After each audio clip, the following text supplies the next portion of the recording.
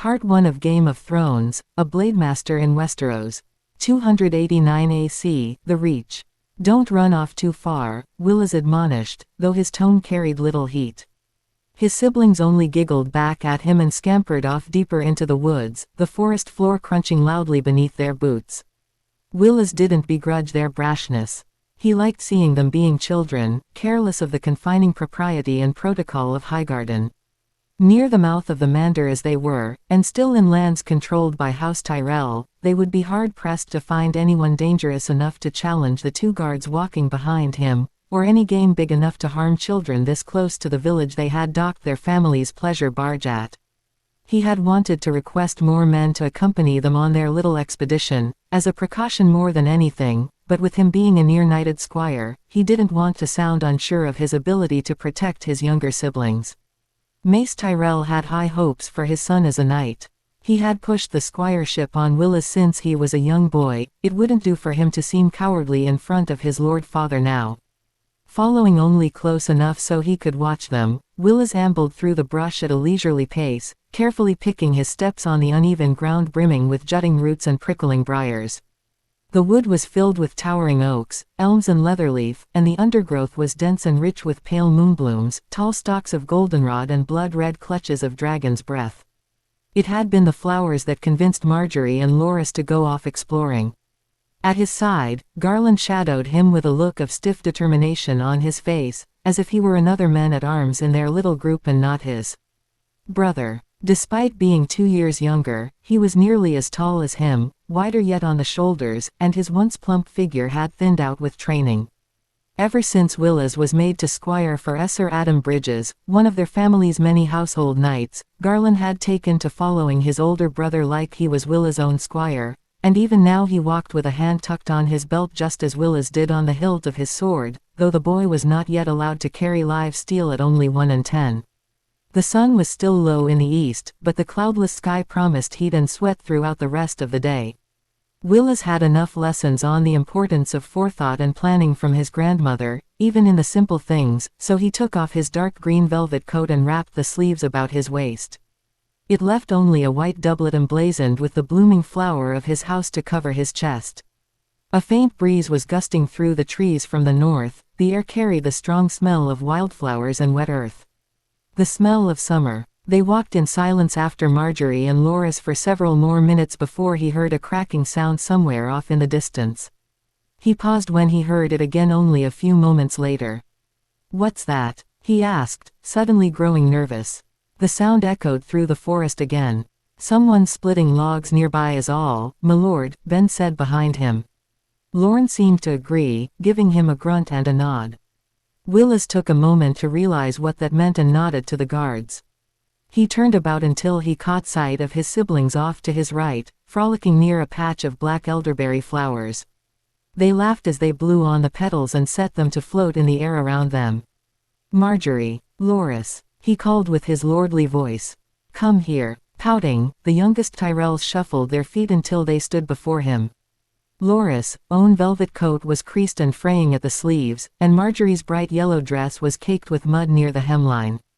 Willis could only imagine their grandmother's incoming admonishment.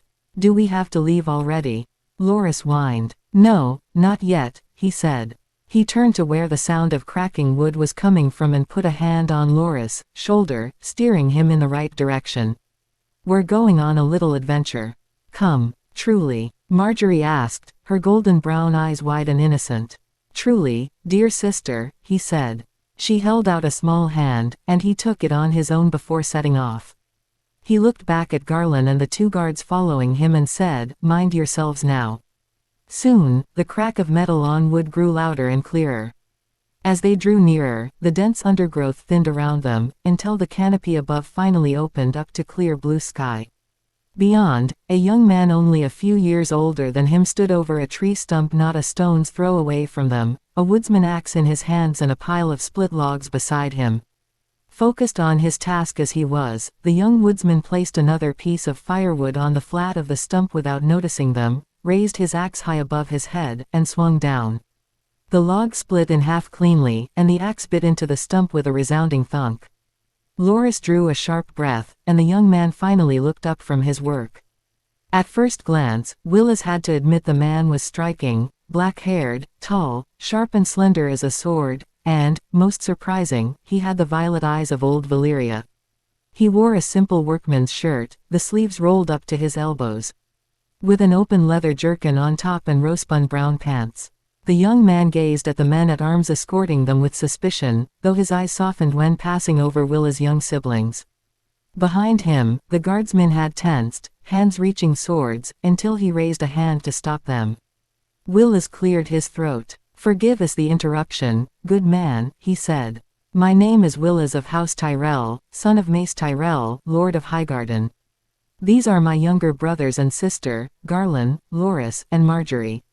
He pointed to each of them in turn. "We were passing by when we heard you."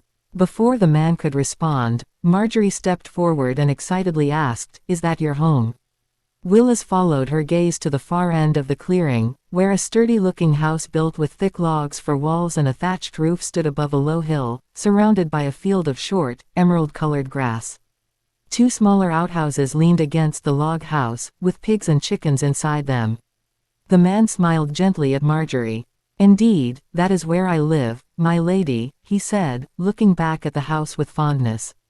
His voice was deep and smooth, cultured in a way Willis had never heard coming from peasants. The man turned back to them and bowed, an act he seemed equally practiced in, though stiff with disuse.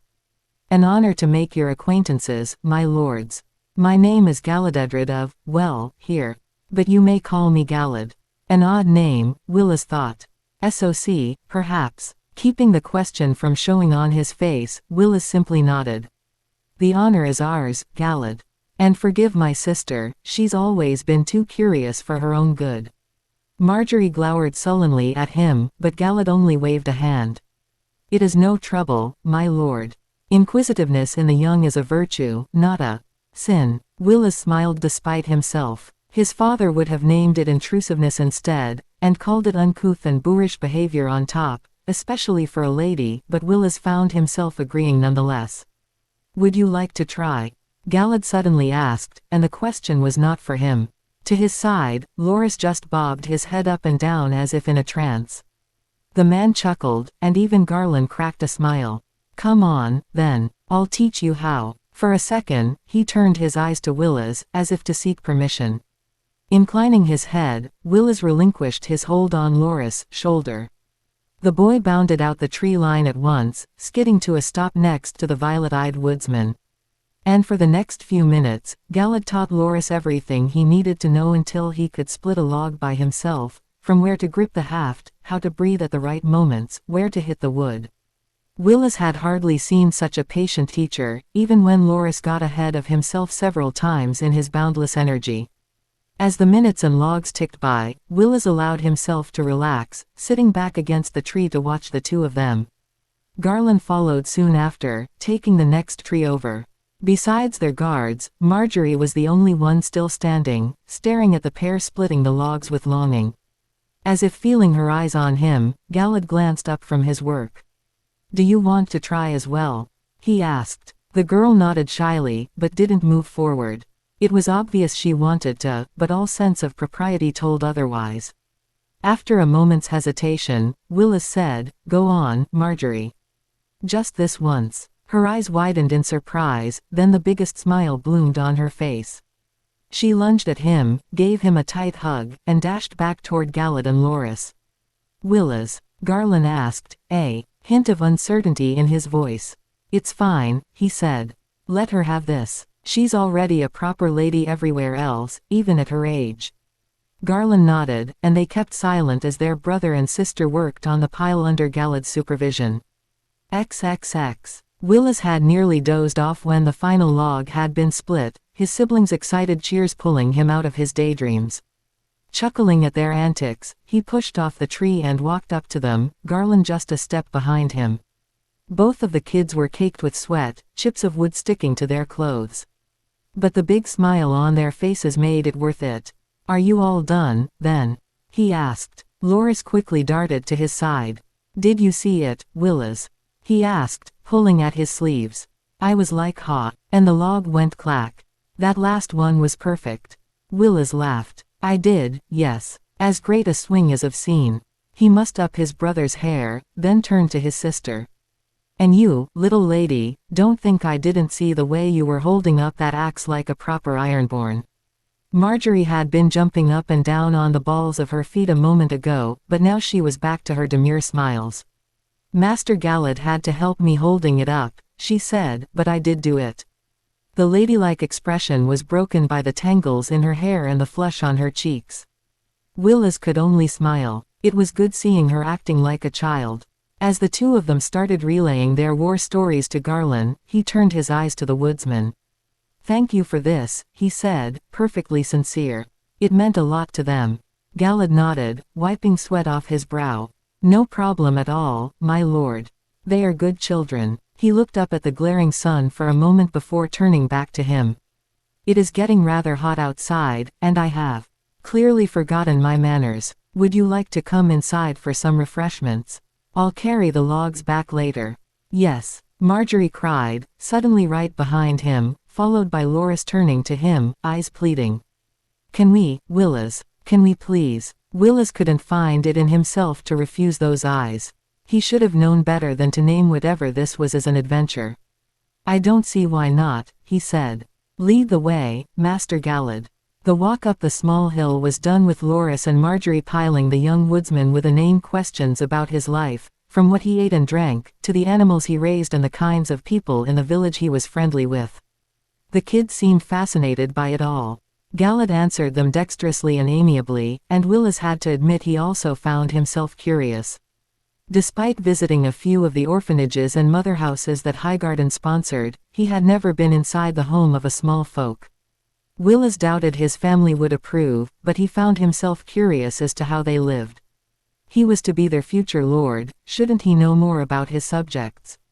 The inside of the cabin was better than what Willis imagined. It didn't stink, nor did it look particularly bedraggled. He quietly admonished himself for that. These are people, not pigs. Of course they would keep their own homes tidy. The house was brightly lit by several windows with their shutters open. A large stone fireplace occupied one side of the main room, with two cushioned chairs and a bench arrayed around it, while a broad table dominated the other. Cabinets and trunks lined the walls, neatly stacked and cleaned, and Willis even saw a small pile of wood-bound books tucked against a bundle of furs. Tall, sturdy chairs sat around the table, and to the side. A closed door led to a smaller room. Galad's bedroom, most likely. Their host had them seated with drinks in hand before long, fresh milk for the children and cider from a small cask for himself, Garland, and Willis. He even invited Ben and Lorne to sit at his table, though the two kept to their duties standing. They didn't pass on the cider, however, drinking from two horns Galad provided. One of the windows opened to the back of the house, and Willis spotted another building he hadn't seen from their approach. A modest wooden barn, only large enough for a couple of animals. Tucked to its side was a garden of sorts, and though Willis' preferences lay mostly in martial pursuits, he knew from Highgarden's own plentiful terraces that there were rows of cabbage, beet, peas, and onion there. Do you plant them yourself? Marjorie asked. She had been staring out too, eyes wide with wonder. Loras craned his head around to check with her. Galad chuckled. Indeed, my lady. I plant, raise, and hunt what I can. What I cannot, I trade for in the village. You're allowed to hunt around here. That was Garland, genuine in his curiosity. Willis answered him, Dustinbury sits empty for now, and our Lord Father has allowed for hunters to use the woods around a few of the villages to their heart's content. For all his faults, Mace Tyrell was not an unkind lord. The Reach had flourished under his rule, and so had its people. Although, in truth, most of those accolades could be put at the feet of Willis' grandmother. Galad nodded. That he has, he said. These woods are teeming with good game. Plenty of white-tailed deer, elk and wild boars. And some small game too. You were good with a bow, then? Garland asked, leaning forward on his seat. Much like him, Garland was fascinated by anything related to knighthood. The boy was already better than many a squire older than him, and Willis knew that in another few years it would be him his brother would surpass. Galad didn't answer right away. He took his time sipping at his drink, and for a moment there he looked almost forlorn, lips pursed, eyes distant. I had great teachers, he finally said, breaking the silence. Suddenly realizing his own mood, Galad cleared his throat and gave Garland a small smile. You must be good with the bow to live as a hunter, my lord. It is a simple life, yes, but a good one. I have come to appreciate it. Before Willis could ask how he had come to appreciate being a hunter if he had always been one, there were loud, shouting voices outside. At first he thought it was his father's men come looking for them, a misunderstanding he could easily settle with a few calm words. Then Galad was suddenly on his feet, his violet eyes devoid of any of the warmth of the previous hour. Willis followed him up, ready to step outside and reassure the men of their safety. He didn't want Galad getting into trouble for something as foolish as this. To the side, Lorne had moved to one of the windows, and what he saw outside made his mustached face grow pale. Ironborn, he whispered. Willis' stomach dropped at those words. No, surely not, he thought with growing dread. Surely Lorne was mistaken. The Ironborn hadn't raided for years, and they would have heard news from the Shield Islands before any such attack could happen. But then he glanced at the same window his guard was looking out of and caught his first glimpse of the men outside. They emerged from the tree line in a mad sprint, armed with swords and axes and mauls, war cries on their lips. On one of the Ironman's tabard, a sigil stood out beyond all others. A golden kraken, rampant in a field of black. Willis' breath caught in his throat, terror mounting in his heart. This wasn't a raid, he realized. They wouldn't wear their lord's sigil if it was. This was rebellion. Galad was the first one to snap out of it. Up, bar the windows and the door. As if commanded by the king himself, Ben and Lorne jerked into motion. Ben rushed past Willis toward Lorne, his jaw set with resolve. Uncaring of the half-full cups on top, the two guards picked up the thick wooden table and overturned it in front of the back door. The chairs and trunks followed. Willis stood stock-still, frozen with indecision. How many of them are there? Garland asked, voice shaken. Beside him, Loras and Marjorie hugged each other for comfort, his little brother trying to soothe his sister despite the fear evident in his face. It was the very definition of love, and the men outside wanted to destroy it. Butcher it. That's what broke through his own fears, imagining what would happen to his siblings if he didn't act. If he didn't step up as the future Lord of Highgarden. Steeling himself, Willis rushed to the windows, pulling the wooden shutters together and latching them closed. It wouldn't hold against even a single blow of an Ironborn's axe, but sometimes the mere illusion of cover could serve as a deterrent. I counted 11, my lord, Ben said as he stacked furniture by the back door. House is solid enough. We can hold them off at the front door till someone comes to help. No, Galad said, heading into his bedroom.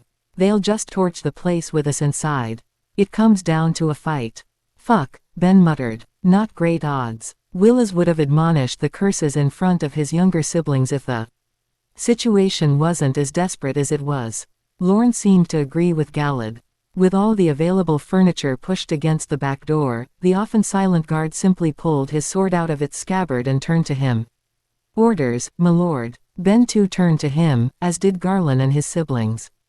They all looked to him as if he had all the answers in the world. Willis opened his mouth to speak, but found he couldn't form the words. His mouth felt dry as dust. All the training in the world hadn't prepared him for this. As if summoned by his need, Galad appeared from his bedroom, a sheathed longsword in his hands. We'll do as the Lord said. He nodded toward Ben. Hold them at the door for a moment. They'll try to set the house alight when they get frustrated, but it shall not come to that. Before anyone could answer, there was a loud bang at the back door. Loras and Marjorie jumped at the sound. Another crack followed, a similar noise to when Galad was chopping wood. The Ironborn had arrived. Ben and Lorne needed no other incentive. They rushed to the front door, the older and more experienced man-at-arms, Lorne, taking the lead. His weathered face held a look of grim determination. He was ready to die for his charges, Willis knew. What will you do? Garland asked, looking toward Galad. Pounding footsteps crossed the outside of the house. Loud, coarse voices could be heard through the windows too, yelling at each other, hurling insults at those inside, taunting and teasing. Marjorie let out a whimper when the head of an axe bit through a shutter. The sword in Galad's hands came singing out of its sheath.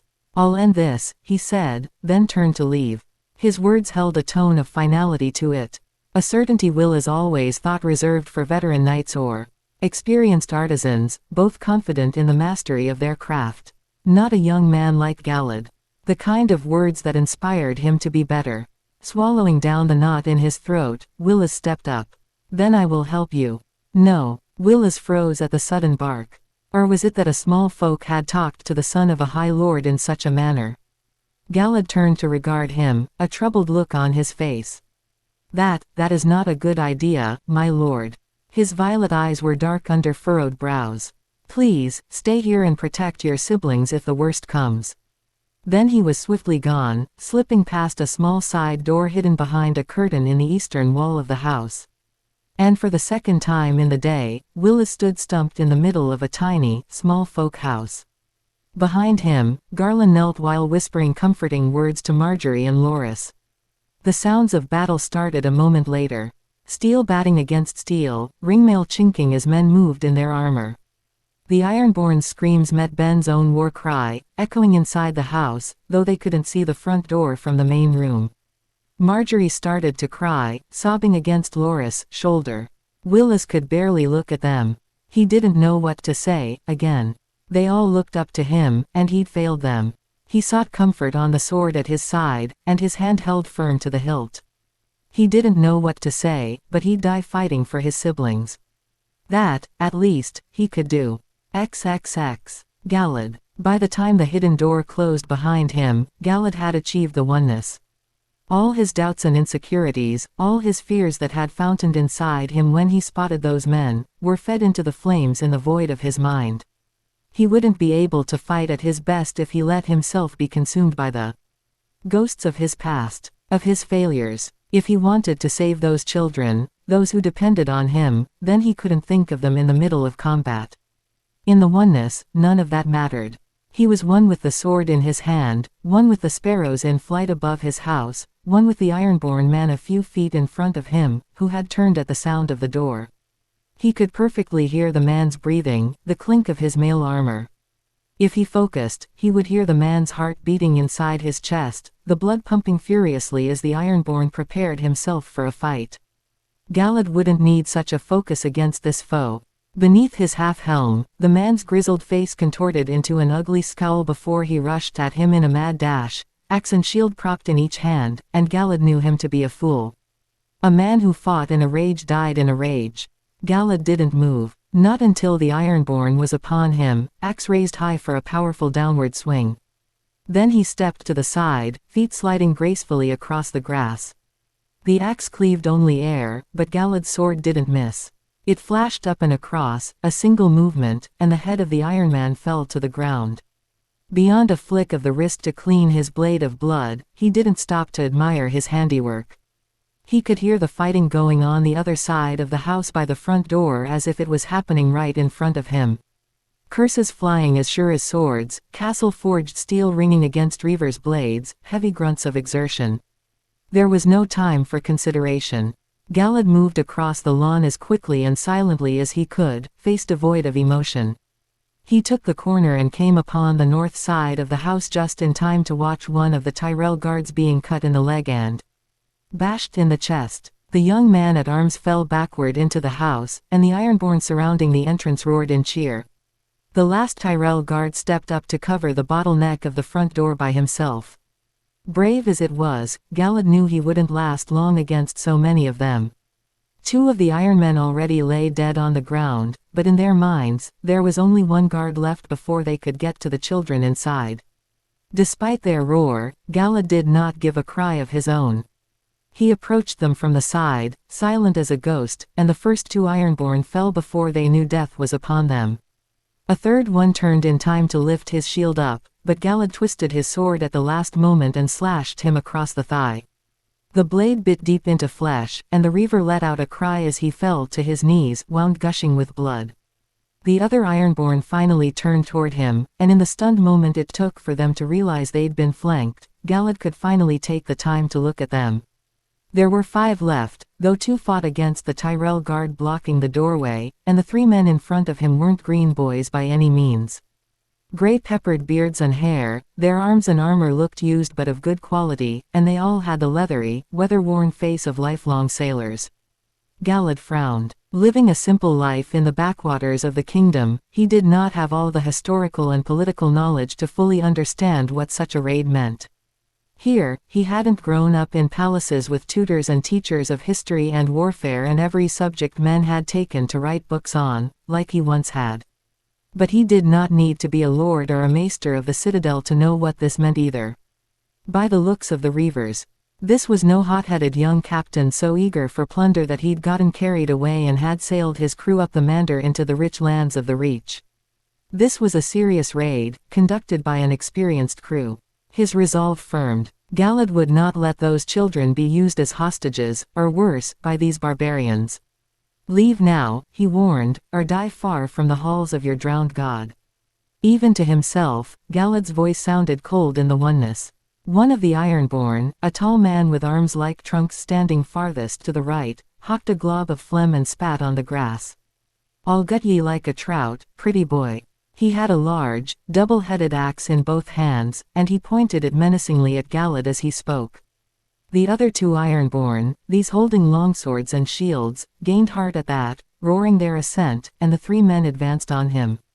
"So be it," Galad whispered, holding his own blade out in front of him. Despite their bravado, however, they had seen the trail of bodies Galad had left in his wake, and they were no fools when it came to combat. They spread out in a half-moon around him, and when they struck together. One of the swordsmen stabbed high while the other sliced at Galad's legs. At the same time, the tall axe-wielder tried to hack him in two as if he were a tree to be felled. It didn't matter. Galad hadn't fought in a real battle since his death in his previous world, and hadn't done much beyond practicing the forms by himself since his caretaker died, but his instincts had not dulled. To Galad, they might as well be moving underwater.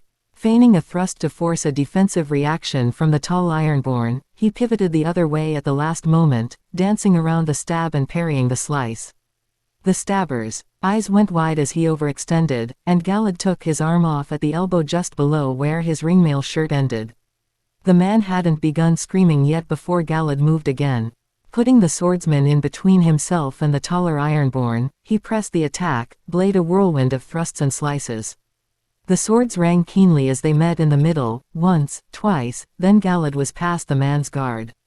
In the time it took for the taller one to flank him, he scored 3 deep cuts along the swordsman's thighs and forearms.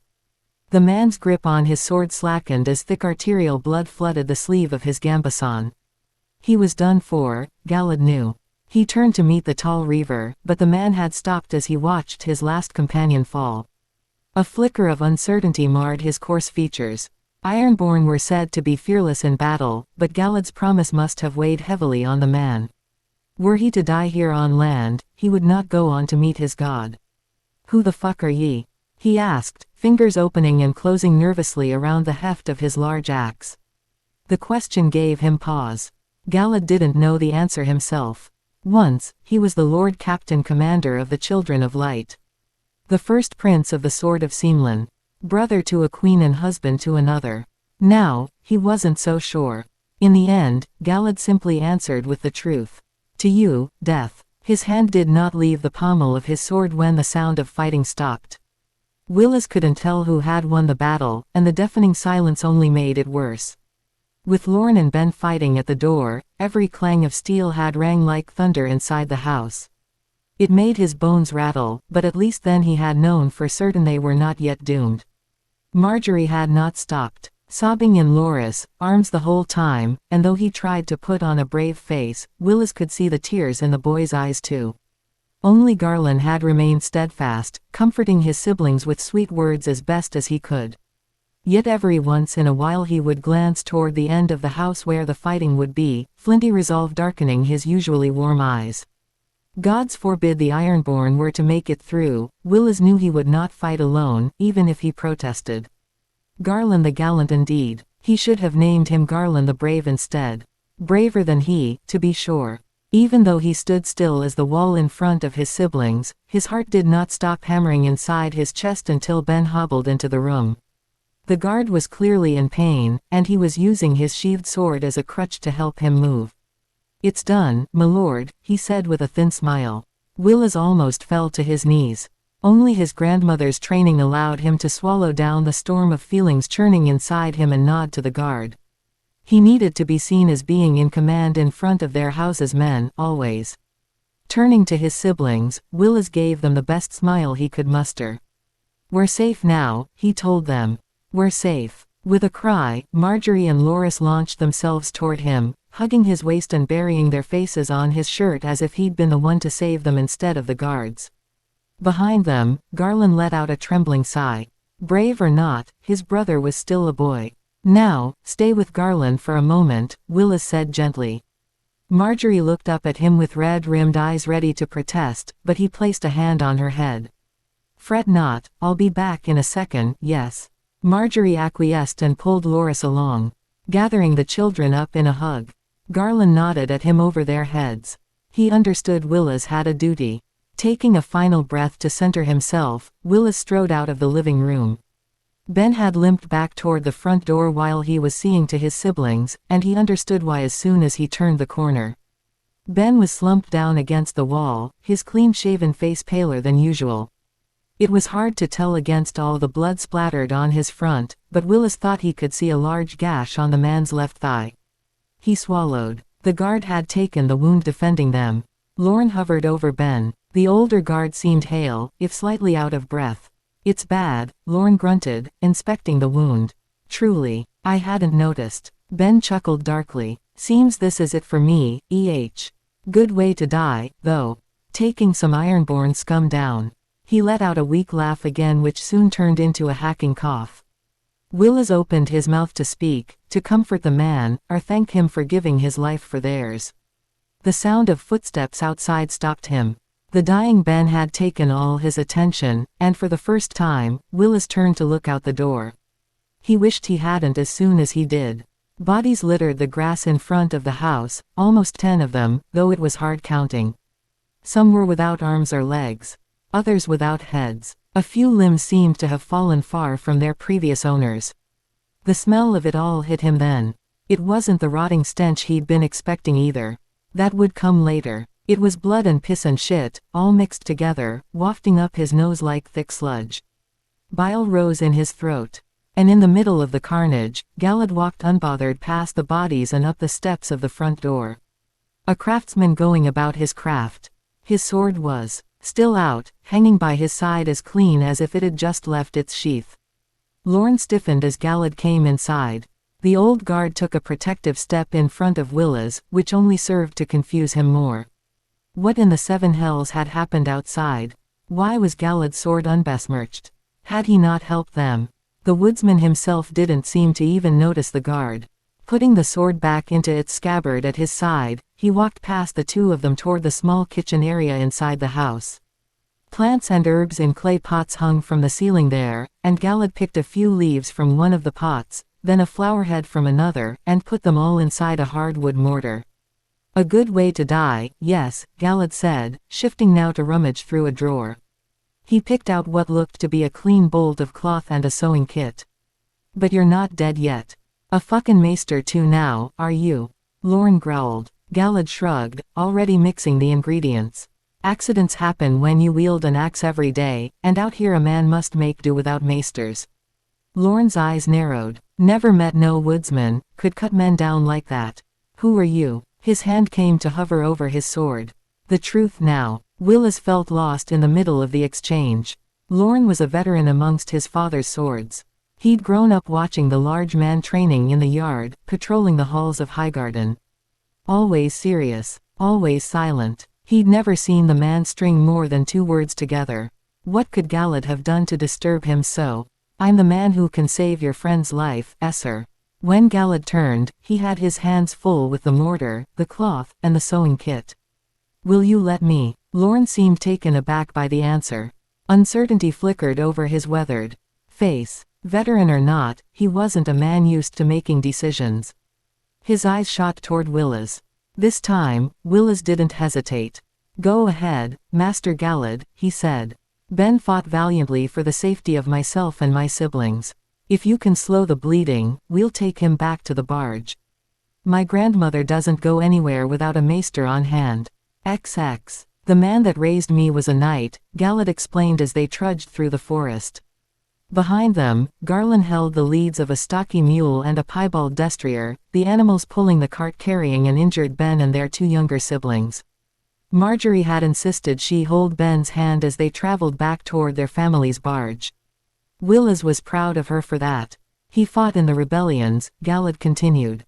Both Roberts and Maylies. He taught me what he knew until he passed the year before last. I see, Willis said. Know that you'll be well rewarded for your service to House Tyrell today. The woodsman nodded, seeming neither enthused nor dissatisfied at the thought of future compensation. That was another oddity to add to the mystery that was Galad. Most small folk would be elated at the mere possibility of being rewarded by their lords. Though his knightly upbringing did explain his skills with the sword, Willis still felt like that could not be the full story. Perhaps it was the way Galad held himself. His choice of words and mannerisms. He was not blind to his guardsman's suspicions on Galad either. He'd ordered Lorne to scout ahead in the forest, and the man had balked at leaving them alone with the woodsman. A well-meaning thought, but clearly unnecessary in Willis' mind. Had Galad wanted to hurt them, he could have done so at many opportunities. In the end, Willis did tell Lorne to stay within shouting distance, both to assuage the guardsmen and because it was tactically sound in their current situation. They were taking a longer, less traveled path toward the village where the barge had anchored. After Willis gave voice to his fears of an outright Ironborn rebellion, Galad had advised a more cautious approach in their return, and he agreed. Surviving the last Ironborn attack would do no good if they faced another on the way. Master Galad, Garland raised his voice behind them. Have the Ironborn raided this area before? Not in generations, I don't think, Galad said. I've heard of raids further down the mouth of the Mander near the sea, but one would be hard-pressed to tell between tale and truth. Willis raised his voice. Father has not had word of raids anywhere south of the Shield Islands in years, he said. There have been attacks by Old Oak and on fishing villages up the ocean road, but when they happen, there are not many survivors to tell the tales, and the Reavers avoid flying the flags of their lords. Everyone knows it's the Ironborn, but the Reach cannot take empty concerns to the Iron Throne. Was this the first time you killed, then? Garland asked, his voice shaky. The Master at Arms at Highgarden has told me about it before. About how it would feel. About how it could affect a man. Galad did not answer at once. Willis watched as the man's face remained placid beside a slight tightening of the brow. After a long moment, Galad let out a small exhale. Yes, he said solemnly. In its own way, this was the first time I killed. Despite his calm demeanor, Willis could see that what Galad had done, and that in defense of himself and his siblings, was eating at him inside. His mouth suddenly felt dry. As a hunter, Galad was undoubtedly quite used to killing game for a living. Willis himself had gone on many a hunt with his lord father, and he remembered vividly the first time he was made to finish off a rabbit one of their men had caught. At only 8 years old, he had nightmares of the animal's thin shriek for weeks afterward. But he had never killed a man. Never looked one in the eye and saw the light leave his eyes. Never had to think about tearing a man away from his family. How long would those nightmares last? It would be the height of impropriety for Willis to comfort the woodsman, nor did he think Galad was the kind of man who would wish to be indulged in this manner, so he simply gave him a nod. The time for rewards would come yet. Once they were back with Willis' family, all would be resolved. Garland had no answer to that either, his face twisted into a conflicted look. Their party fell silent then. Beyond the sounds of the forest, of insects chattering underfoot, birds singing on the canopies, only the groan of the cart could be heard, the rickety wheels struggling through the uneven terrain, more a hunter's path than a road. Until Galad pointed into the distance. Willa's eyes followed his finger. 2 columns of dark smoke rose up above the trees, marring the clear blue sky like black scars. A third curled up beside them as they watched. The village, Galad said, voice grim. We were not the only ones attacked. Garland's eyes widened in realization, and a strangled sob escaped Marjorie on the cart. While she held Ben's hand with one of her own, Loris had his fingers interlaced with her other hand. Tears shone in the corner of the boy's eyes, but he did not cry. Their entire family had stopped at the village inn, bringing their cooks and servants to prepare a meal worthy of the lords of the Reach. Now, he didn't even know if they were still alive. Swallowing down the knot caught in his throat, he turned to his siblings. "Our family has more than 20 guards with them," he said soothingly. Somehow, his voice didn't crack as he spoke. "The Ironborn might have set a few buildings on fire, but the brave men of Highgarden will have fought them off by now." Garland gave a fierce nod. "They are safe," he said. "They must be." Despite wanting to believe his brothers and his own words, he could not help but feel dread at the prospect of what they would find in the village. They walked a few more minutes in tense silence before Lorne returned. His mustached face, lips in a thin line and brows twisted into a heavy frown, told its own story. Willa's stomach churned. Leaving Garland with the children, they moved a few feet away to speak with the guardsmen where they wouldn't be overheard. "It's bad, my lord," he said once Willas questioned him. "The barge is afire with half the village. Many dead in the street. The fighting's thick by the inn and the building beside it, but there's more of them than us." Something clenched in his chest at those words, like a cold fist closing around his heart. He looked back at his siblings, at their innocent faces, their eyes glancing at him with mingling fear and hope. His family had not left Highgarden prepared for war today, but war had found them nonetheless. Willas let out an exhale to settle himself. He had to be strong. For his siblings, for his parents and grandmother who needed him now. For the Reach as a whole. A future Lord Tyrell could not falter. "We must relieve them," he said, looking between Lorne and Galad. "Between the three of us, we can make a difference if we strike them. From behind, surprise them swiftly and decisively." "What of your siblings, my lord?" Galad asked. Willas gave him a short look. "You expect children to fight?" "No, but someone must stay with them," he clarified. "There might be stray reavers roaming these woods. It would be unwise to leave them behind now." Willas acknowledged the point with a nod. Of course the man didn't mean for little Loras and Marjorie to fight. He was getting frazzled. He found his hands were shaking with the knowledge of what he had to do now. To fight, to kill, and mayhaps, to die. "You were right, of course," Willas said, trying to keep his restlessness in check. "You have done much for my family already, Master Galad, but I will ask another favor of you still. Despite my best hopes, I do not know if we will win the day here. And I must secure my siblings before anything else. I beg that you take them under your protection and head toward Highgarden. The guards will open the gates for you when they recognize them. Once there, speak to Esser Vortimer Craner about what happened here and bid him send help. Perhaps they will make it in time." This time, he did not believe his own words at all. Even if they left the cart with Ben behind and mounted the horse and mule, it would be hours until they made it back to Highgarden, and hours more for reinforcements to arrive. But it was better that his siblings, especially Garland, believed the lie. It would make them more willing to go. Instead of the answer he expected, Galad shook his head. "That is folly, my lord. You have not the strength of arms to make a difference here. You must be the one to take your siblings with you. I will stay with your man here and relieve the village. Go now, and quickly. We can tarry no longer." Willas didn't know if it was Galad's brazenness which set him off, or his own nerves at the entire situation, but he felt a surge of burning anger rise within him. "I need not suffer insults from you, woodsman. I am Lord Mace Tyrell's son, heir to Highgarden and all the Reach." His cheeks flushed with heat. How dare this lowborn no one speak to him in this manner?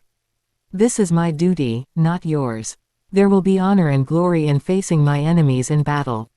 I will not shame myself by running and hiding with the children while my family bleeds. I will not be thought of as a craven rat."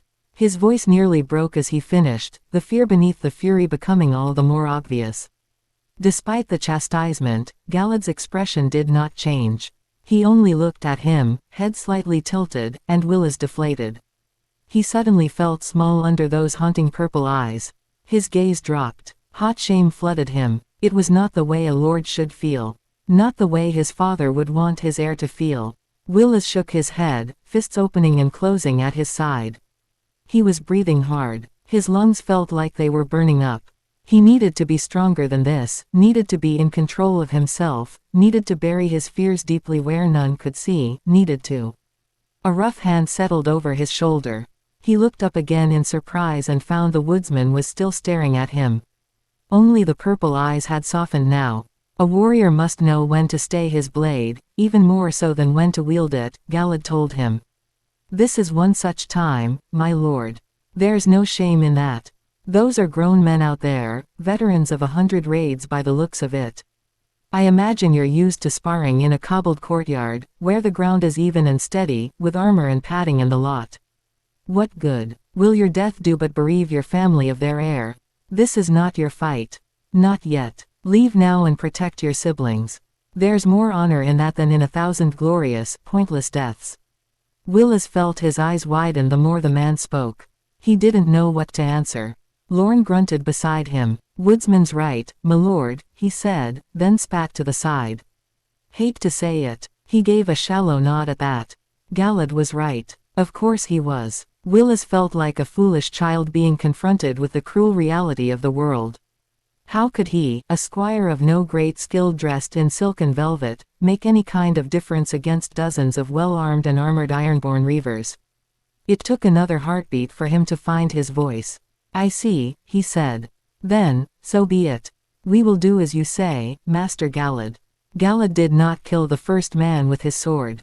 The muscles in his back flexed as he drew, the bow bending smoothly beneath his hand. He did not pause to measure his breath or count a heartbeat. Deep in the oneness, his body knew what to do without thought intruding. He loosed. The arrow hissed through the air and took the ironborn in the throat.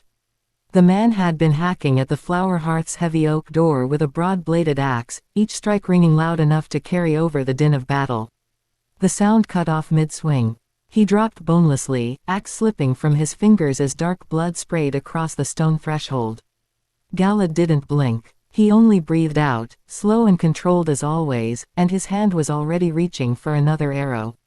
The void was complete now. The world narrowed to angles, distances, motion. He felt the contraction of each muscle as he set his stance again, the faint vibration of the bowstring as he drew it back to his cheek. The longbow was familiar in his hands. A hunting bow, not a soldier's weapon, but it might as well have been a part of his body. For most of his past life, he was never one for archery. The path of the blade a more honorable and noble endeavor then. But those last years when the war turned against the Seanchan and he led Andor's armies as his sister's first prince of the sword, he had met many two rivermen who favored the bow, and that taught him more than he had learned in years of reluctant practice in the royal palace's yard. He stood on the terraced roof of the village's small smithy, standing tall behind the lip of fired clay tiles. From here, he could see the main dirt road running through the heart of the village, flanked by squat stone and timber houses, some already burning. Smoke rolled low, stinging the eyes, carrying the sharp scent of pitch and burnt lime plaster. The fighting was thickest at the flower hearth. Some 36 ironborn reavers pressed the attack there, a single banner of the black and gold kraken snapping above their heads. They surged against the inn and the sept that abutted it like a tide breaking against rock. The sept's low walls were crowded with villagers, men and boys armed with spears, pikes, even shovels and wood axes, jabbing desperately at any reaver who came too close. Fear and desperation lent them strength, but fear alone would not hold forever. They were no warriors, Galad could see that clearly. They would break at the first breach. Luckily, most of the ironborn were not bothering with them. Their focus was the inn. The flower hearth's first 2 floors were built of stone and bricks. Its doors and windows had been barricaded from within, furniture and beams dragged into place. A low wall enclosed its sides and back, meant for livestock and stabling horses in quieter times. The wooden gate in that wall lay smashed, splintered inward, and there the true fighting raged. 4 Tyrell guards held the narrow entrance to the back courtyard. They stood shoulder to shoulder like a palisade of limbs and steel, their shields locked, blades slick with blood. More men filled the gaps behind, striking when they could with swords and spears. Ironmen threw themselves madly at them. Shields shoved against shields. Swords and axes slashed down in great arcs. He could hear the shouting like a distant song, rough curses interspersed with encouragement from the men who stood behind the lines of each side. Bodies lay heaped to both ends, Reachman in green and gold, Ironborn in mail and leather, both trampled into the dirt. Galad's eyes tracked it all with keen awareness. As he'd thought, this was no simple raid. If it had been, the Reavers would have scattered through the village, dragging women from houses, looting what they could carry, setting fires and fleeing back to their ships before a proper response could be mustered. Instead, they had burned what they pleased and then committed their strength here, against a heavily guarded position brimming with fighting men. They knew the Tyrells were inside.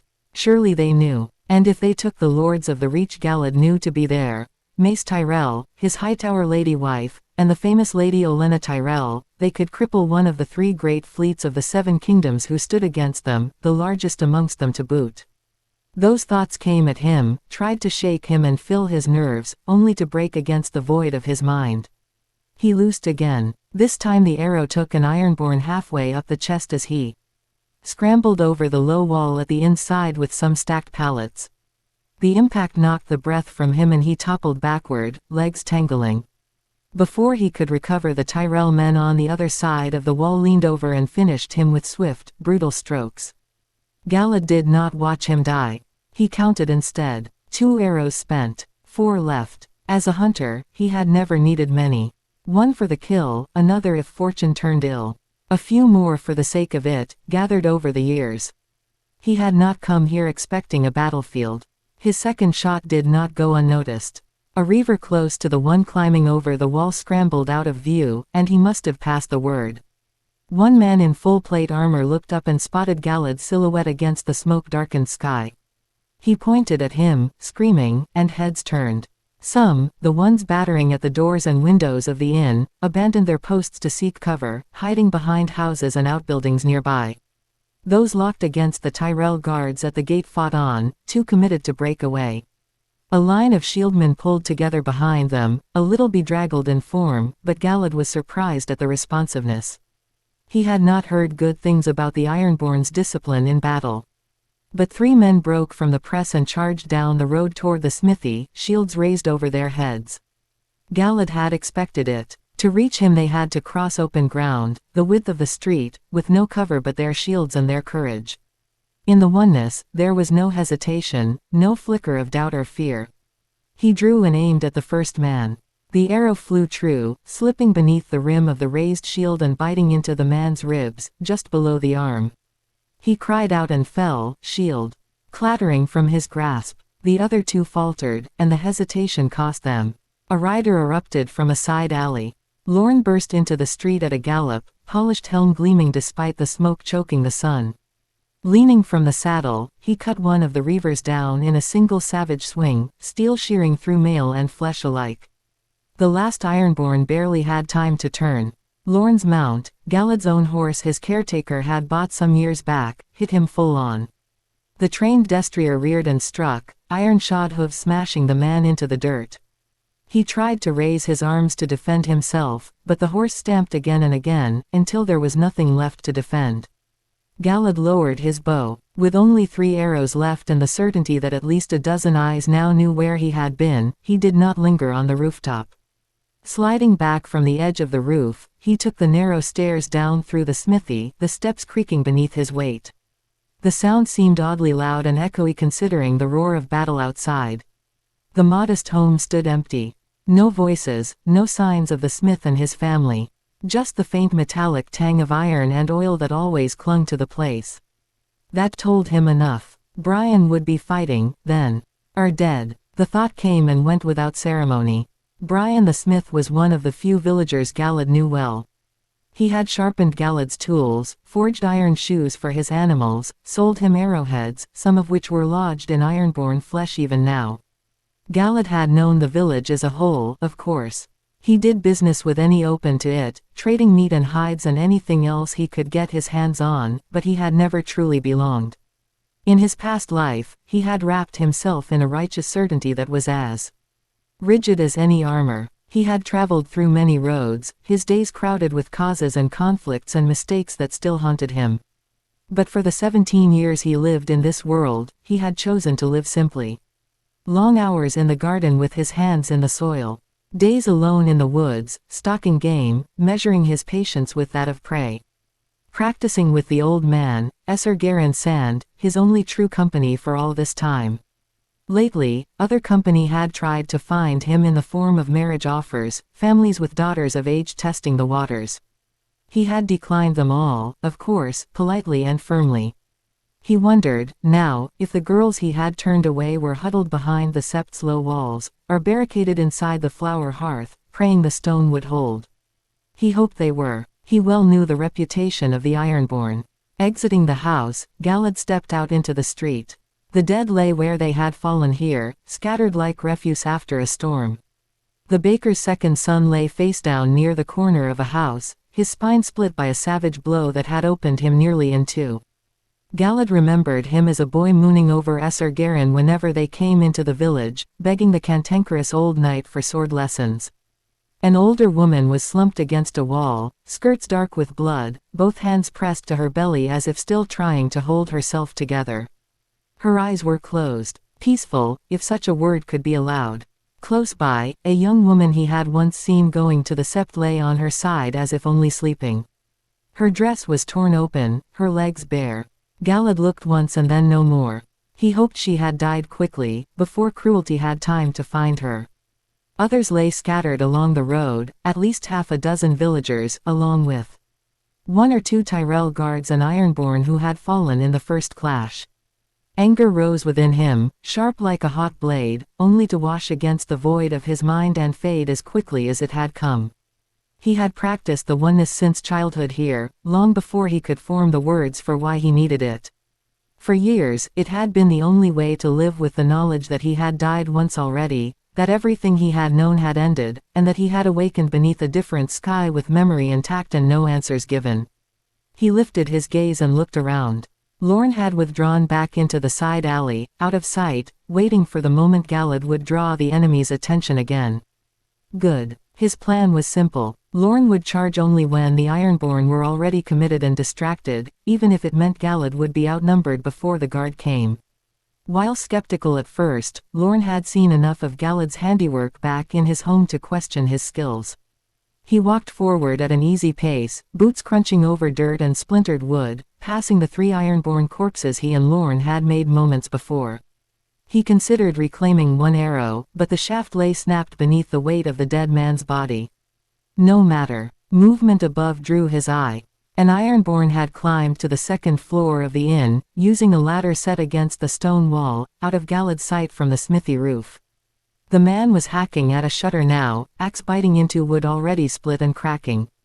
Galad drew as he walked, fired without pausing, and the arrow took the man beneath the chin, drove upward, and burst out through the back of his skull in a spray of blood and bone. The body pitched forward, bounced once against the stone, and fell with a dull, final thud onto the street. The 2 men holding the ladder turned to stare at him, but Galad did not stop moving. He drew again and loosed. The arrow entered one man's open mouth and exited the back of his neck, snapping his head violently backward. The second screamed and charged, shield raised over his chest and face. Galad shot him through the thigh. At such close range, the impact must have shattered bone. The man's leg folded beneath him and he fell hard, screaming in pain. Letting the bow slip from his hand, Galad drew his sword and removed the man's head in a single, practiced stroke. It rolled once, then came to rest against the ladder. Once again, his actions had not gone unnoticed. Those battering at the windows and door turned, shouting warnings. One window gave way in a crash of splintered wood as he watched. An Ironborn tried to force himself through the gap, only to die screaming as a pot-bellied cook inside, apron pulled tight against his gut, drove a long iron roasting fork through his chest and pinned him there, impaled against the frame. Without waiting for further invitation, Galad ran straight at them, blade raised, and the first man fell with his throat open cleanly. Another died a heartbeat later to the same parry and slash, Galad's sword slipping beneath his helm and through the soft flesh under the jaw. 4 Ironborn broke from the door and charged him together with axes and shields. He gave ground deliberately, as they likely expected. It drew them away from the press at the entrance and further onto the open street. The first blow he blocked, steel ringing. The second he parried aside. The third man he killed outright, driving his sword through the eye slit of the helm, then kicked the body into the fourth with enough force to stagger him. Hooves thundered behind, then Lorne crashed into them from the flank, blade flashing as he swung in a brutal arc that split the first man nearly in two. Blood sprayed across the dirt. The second Ironborn froze for just an instant too long. Dashing in, Galad evaded an awkward thrust and cut him at the hamstring. The man screamed and collapsed to one knee, clattering from his grasp. He turned at once to meet the fourth, and this one knew what he was doing. His guard was tight, his stance disciplined. They traded blows in quick succession, steel rasping against steel. He pressed Galad back a step, then another, forcing him to work. After a moment, Galad let himself stumble. The Ironborn believed it and overcommitted, swinging wide for a killing blow. Galad twisted aside at the last instant and drove his sword into the gap in the mail at the groin. The scream that came was high and piercing, and he had the mercy to finish the man cleanly. Behind him, Lorne finished the hamstrung man without ceremony. He took a moment to breathe. The Ironborn numbers were thinning now. At a quick glance, Galad counted perhaps a dozen and a half still fighting at the side gate. Their formation was ragged as men died on both sides, and he wondered how many still lived inside. Turning back, he nodded once to Lorne, and the guard dismounted. He handed over the reins quickly, then moved toward the broken window, shouting to the people inside. They would need coordination now, to pincer the Ironmen from within and without. Galad mounted. From his seat, his eyes easily found the well-armored Ironborn shouting orders near the gate. His helm was crested with spikes, his heavy axe already darkened with blood, dents on the blade. That was the one. He gathered the reins and turned the horse toward him. When the whole tiresome ordeal began, Olenna Tyrell had been eating figs. They were good figs, too, plump and dark with none of that tartness she hated that gave her reflux. The only good thing to come out of this misery. Why, oh why, had the Lord Oaf of Highgarden decided on an outing today of all days? When the guards outside started bellowing something, and the word Ironborn carried clearly enough to be the only thing she could comprehend, the hens descended on her at once. Aleri, pale like a ghost already, grasped her arm as if Olenna would be the one to protect her from those brutes. The two ladies in waiting fluttered like startled doves too, already speaking over one another, already deciding that upstairs was safer because it was upstairs, as if a few steps would stop the Ironborn once they made their way inside. Someone tugged at her elbow. Someone else began crying. They wanted her up the stairs. Olenna stared at them for a long moment, then clicked her tongue. "Don't be ridiculous," she said, settling more firmly into her chair. "If they break in, what difference does it make whether I die in a bed or on a bench? At least here I won't have to climb." Her hip had been troublesome all morning. She was not about to worsen it for the sake of panic. They had tried anyway, of course. They always did. Between the four of them they had nearly managed to haul her halfway up the steps before a crash from above. Wood splintered, then a man's scream. That sent them all shrieking back down again, and the retreat had been less dignified than the attempt. Now they huddled in the common room. Olenna and the hens, cooks with white faces and bloody hands, servants clutching one another, and a single Tyrell guard stationed by the barricaded door, sweating through his mail. The air was thick with smoke and fear and the sour tang of spilled ale. Olenna sighed. The one day, she did not have Arik and Eric with her. Loyal, humorless, wonderfully dependable Arik and Eric, who would have formed a 7-foot wall of steel and skulls between her and any fool with an axe. Instead, she had this. A single guard whose knees were visibly considering betrayal. That and those 20 men out there who were, unfortunately, being commanded by her son. The thought alone made her shiver. Gods help us. Then the pounding at the doors stopped. For a terrible moment, the room went utterly still. Someone sobbed softly. Olenna felt the weight of that silence settle in her chest, but she did not let that fear show. If the world had decided this was it for her, then so be it. They must have broken through the side gate, one of the cooks whispered. Quiet, Olenna snapped, though her own heart gave an unwelcome lurch.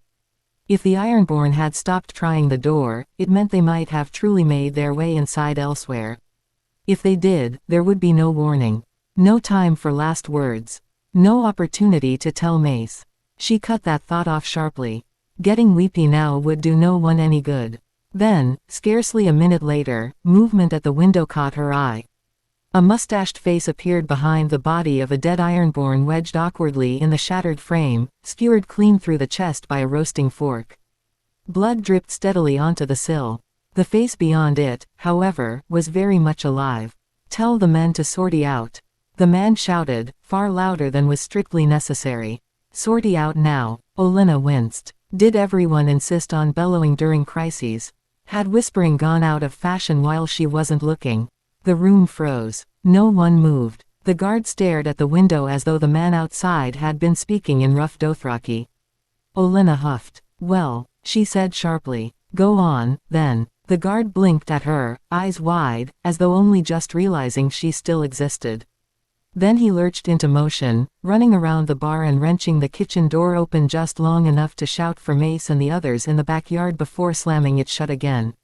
"Mace." Olenna snorted softly to herself.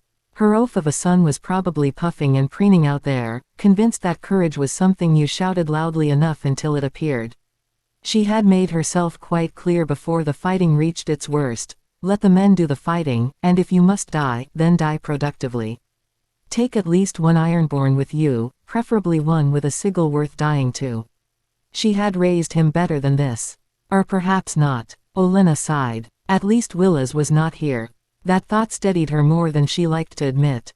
Willa's, Garland, Loras, Marjorie. Gone on their pleasant little trek through the forest, spared this horror. Sensible children, for once, assuming they had the wit to turn back at the first sign of smoke and do what Tyrells had always done best: retreat, regroup, and endure. The family could survive losses. It could not survive stupidity. A wonder they had survived this long with Mace at the helm, truly. A hushed voice cut through her thoughts. "That's Lorne," one of the servants whispered, peering toward the window. He was with Lord Willas.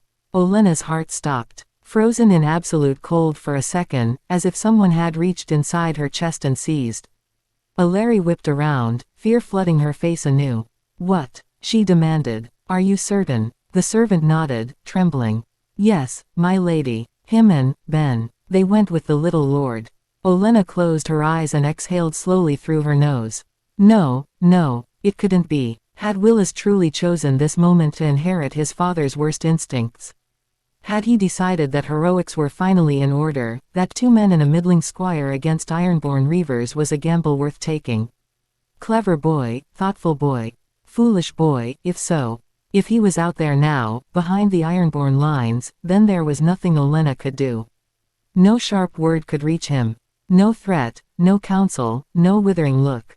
She reached for a date and popped it into her mouth. It was sticky and sweet, heavy on the tongue. Good for digestion, the maester claimed. She chewed thoughtfully. If things went badly, if the doors gave way and the axes came down, then at least she would leave the Ironborn something to remember her by. A final, fragrant gift. She would not smell of roses then. She always hated roses anyway. XXX. They knew the sortie succeeded because the noise changed. The fighting had rung through the inn for what felt like hours, every impact reverberating through the stone and wood until her head throbbed in time with it. If the Ironborn did not kill her with sword or axe, they would do it with noise. Then the cheers burst out from the men, rolling through the common room like a physical thing, setting cups rattling and making several of the servants gasp as if struck. Olenna winced and brought a hand to her temple. More shouting followed the cheers, only this time it was not the incoherent war cries boys liked to scream out when they were poking each other with sharp sticks until one burst like a wineskin. It was men calling orders, others crying out as they fled or fell or thanked the gods. It was all very dramatic. And over it all, unmistakable as a storm breaking, Mace's thunderous voice. Of course he was shouting. Inside, the hens dissolved into tears and laughter in equal measure. One of the cooks seized a servant girl by the shoulders and kissed her with such fervor that the girl nearly folded in half, knocking over a stool in the process. Someone clapped. Someone prayed aloud. Someone else laughed hysterically. Olenna watched it all with a faint curl to her lip. They cheered as though they had swung the swords, she thought, as though their little prayers and songs could be heard outside while men bled and died and shat themselves. When Aleri moved to embrace her, eyes bright and wet, Olenna waved her away without looking. Enough flapping, she muttered. A few minutes later, the door at the back of the kitchen opened, and Mace Tyrell strode into the common room as if making an entrance at a feast. He was smiling broadly, chest puffed, hair only slightly mussed. Sweat darkened his doublet beneath the arms and along the breast, but otherwise his clothes were pristine. So he had not fought. Good. Even in armor, he would have been more obstruction than advantage. Though, Olenna supposed, he might have managed to fill the narrow gate all by himself if the Ironborn had tried to squeeze past him. There were uses for such a prodigious bulk. What caught her attention was that he was not alone. Behind him came Lorne, the guard who was meant to be with the children. And beside Lorne, a young man Olenna did not recognize. One glance told her that he had seen real fighting. Blood streaked his face and neck, dried dark against his skin, and his clothes bore the same marks, though they were torn nowhere. His sword, interestingly enough, was clean. Very interesting. He was handsome, too, strikingly so. Tall, dark-haired, built like a knight despite his obvious youth, face all sharp angles as if carved from a block of pale marble. Olenna had seen beautiful men in her time. Her own Targaryen betrothed, Darren, had been easy on the eyes, if lacking in every quality that made a man worth keeping. But this one had the eyes of the Targaryens, a dashing purple, with nothing of that Valyrian foppishness she had come to despise. In her youth, Olenna reflected dryly, she would not have minded being seized and folded over with a kiss by such a young man. When Mace and Aleri finally disentangled themselves, she spoke. "Very well, Mace," she said. "Enough of that now. Is it done?" Mace beamed as if she had asked him whether the sun had risen. "Yes, mother. The battle is over. We have come out victorious against fearful odds. The battle of the flower hearth, yes, I can already hear the songs." Olenna suppressed a groan. "And it would not have been possible without our hero here," Mace continued, gesturing grandly at the young man. "Truly?" Aleri asked in that thin, fluttering voice of hers. Olenna rolled her eyes. Gods, but the woman could be dull at times. Which was most of them, unfortunately. "Yes, my love, truly," Mace said. "This young man fought like the legends of old. I saw him cut down 5 men in seconds before he took on the Ironborn captain, and what a duel that was." Yes, marvelous," Olenna cut in, annoyed. "But where is Willas?" The room stilled again. "And Garland," she went on, eyes narrowing, "and Loras and Marjorie. Were they not supposed to be with you, man?" Her gaze snapped to Lorne, who stiffened as if bracing for a blow. "Well, out with it," she demanded.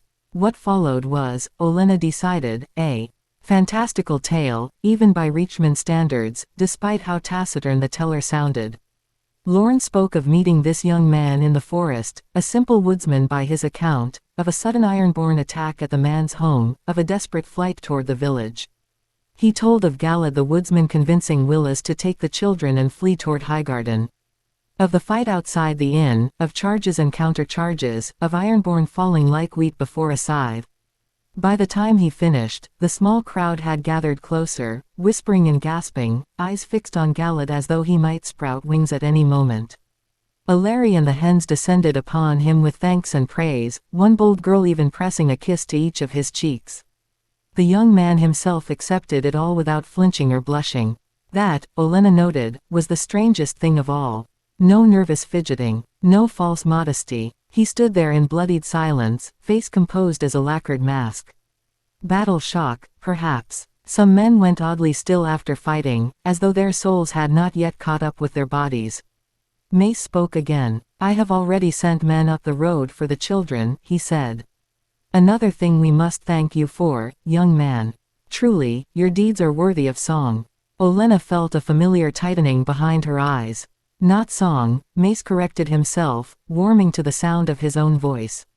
"Knighthood. Lordship, in fact." There it was. His eyes gleamed with a light Olenna did not like at all. "Dustinbury stands empty," he went on. "A castle in need of a noble lord. And after today, I would be hard-pressed to name a more noble man than you, young Galad. Kneel, swear me your oaths, and I will make you lord of Dustinbury herein." "Mace." Her voice cut through the room. Without her needing to raise it. Her son froze as if she had struck him, and Olenna fixed him with a glare he had known since childhood, one that promised consequences. "We will speak of rewards later," she said coldly. "I am sure the young man is terribly weary after such an ordeal." "Are you not, boy?" She said it to test him, to needle him. Galad the woodsman merely inclined his head, neither eager nor offended. "See," Olenna continued, "he can barely speak. We can discuss awarding him knighthood," she put sharp emphasis on the word, "when we are safely behind the walls of Highgarden." Her word was final. Mace blustered and puffed, but she had already dismissed him. Her attention remained on the young man standing quietly in the dim light of the common room. Hero or not, Olenna Tyrell thought, she would not be handing out lordships to the first woodsman who proved adept with a sharp stick. But she would very much like to know where he had learned to wield it. He would have returned to his cabin if the children had not begged him to come with them to Highgarden. That was the simple truth of it, though not the whole. Once the riders brought them back, they clung to his sleeves and spoke over one another, voices still bright with relief and awe, calling him Esser already, as if the word itself might keep him close. Lord Willis had almost cried at seeing him alive. He thanked him thrice over, for fighting for them at the house, for convincing him of his foolishness, and for saving his family against all odds in the inn. Galad thought him a sensible young man who would make for a good lord once his father vacated the post. The middle boy, Garland, had begged him to teach him the sword, while little Loras and Marjorie insisted to their parents they would have no sworn shield other than Galad. Even then, he might have refused, might have bowed and taken his leave once the Tyrells departed. But then he had seen the village after the fighting was done and the real damage was accounted for. There were far more bodies than he had noticed when he first came in from the trees with bow in hand. Every alley and doorway was splattered with blood, every half-burned home held a body or two of those who thought themselves safe behind their own walls. Many of them he knew by name. Faces that had once nodded to him in passing, hands that had taken coin from him at market. Brian the smith lay beneath the walls of the sept, his broad body twisted awkwardly. He was stabbed in the chest while defending his neighbors and family, his hammer still looped through his belt. The man had never held a sword in his life, yet he had died by one. That was not the worst. Late in the day, after most of the wounded had been tended and the dead laid out, they found 5 women inside a house at the edge of the village. 2 of them girls still. When he saw them, Galad had turned away and walked until the sounds of the village faded, until he was alone beneath the trees, and there he had sought the oneness with a desperation he had not felt since he heard what had been done to the woman who he thought of as a mother a lifetime ago. What had been done in that house looked like the work of Trollocs. He had not seen such creatures in this life, but the memory of their cruelty lived like a badly healed scar inside of him. Trolloc or not, he well knew the truth of the world, though. Some men chose to be monsters even when they were not born as one. That was when Galad had decided what he would do. The next day, Lord Mace Tyrell received him in what remained of the inn, still flushed with victory and already speaking of banners and retaliation. As his boon, Galad asked only for the means to fight the Ironborn. The Lord blinked as though he had misheard. "You ask too little," Mace said. "After what you did, you should name gold, lands, honors. Highgarden will sing of this day." Galad had met his gaze evenly. Blood was what he wanted then. Not for himself, but for Brian, for the baker's boy, and for the women whose names would never be sung. Justice, such as this world allowed. Lady Olenna, as he was starting to expect, had been sharper. She had wanted him close, bound by oath as a sworn sword to her family. To look after the children, she said, as if that alone would move him. Galad had refused that as well, as gently as he could. He would not tie himself to any man or house beyond the war itself. In the end, it was Olenna who named the compromise, and Mace, after much blustering, had agreed. Before they left, Galad would be knighted quietly, as he asked. And once his affairs in the village were settled, he would go to Highgarden where he would be given arms and armor, quarters within the castle, and a place in the Tyrell household while the banners of the Reach assembled. He would serve under them until the Ironborn rebellion was broken. After that, he would be free to go. "To seek your fortunes wherever you may wish," Lady Olenna had said, her eyes watching him like a hawk's. Galad had inclined his head and let the words lie. He had no great wishes for fortune, no dreams of lands or halls. Truth be told, he did not know what he wished at all. He had hidden himself in a quiet corner of the world for 17 years, content with hunting and seeing to his vegetables. Foolishly, he had believed that if he did not seek conflict, it might pass him by. Instead, war had found him on its own. He remained in the village for 2 more weeks. There were graves to dig, walls to repair, roofs to patch before the spring rains came. He worked alongside the others until his hands blistered and his back ached. Each morning he took whatever task was left undone. Each night he slept poorly. The people treated him differently now. They thanked him too much. They watched him as if he might refuse them. When he reached for a shovel, someone else would hurry to take it from him. He had to insist, more than once, before they would let him work. That was when he understood that he could not stay, even if he had wanted to. The life he had lived there was gone. Even if the Ironborn never returned, it would not be simple again. 2 weeks after the attack, Galad rode toward the gates of Highgarden. Despite living within a few hours' ride of the great castle all his life, he had never seen it before. Never felt the need. Now it rose before him atop a verdant hill, white walls gleaming in the sun, 3 great tiers climbing toward the heart of the keep. Between the outer and middle walls sprawled the briar labyrinth, green and cunningly shaped, its paths hidden beneath flowering hedges. Beneath it all, the Mander wound through the land like a silver ribbon, a small town sitting against its banks. He took it in without awe. Palaces and royal halls had filled his past life, stone and splendor had long since lost their power to move him. At the gatehouse, his name set a chain of motion into place. A guardsman called for his superior, who called for a captain, who finally nodded and waved him through. Inside, a steward met him, a harried man with ink-stained fingers who barely spared Galad a glance as he led him through corridors already echoing with voices and bootsteps. He was shown his quarters, modest but clean, and told he would be fitted for armor on the morrow. The steward rattled off directions to the kitchens, the sept, the godswood, places to eat, to pray, to escape the growing press of lords and knights arriving from every corner of the reach. And there would be a feast that night, he added, as Lords Rowan, Tarly, and Fossaway of Cider Hall were expected before sunset. Before the man could leave, Galad asked only one thing. The steward blinked, then pointed him the way. Soon the practice yard lay open before him, wide enough to hold a small town. He watched as hundreds of men trained beneath the open sky.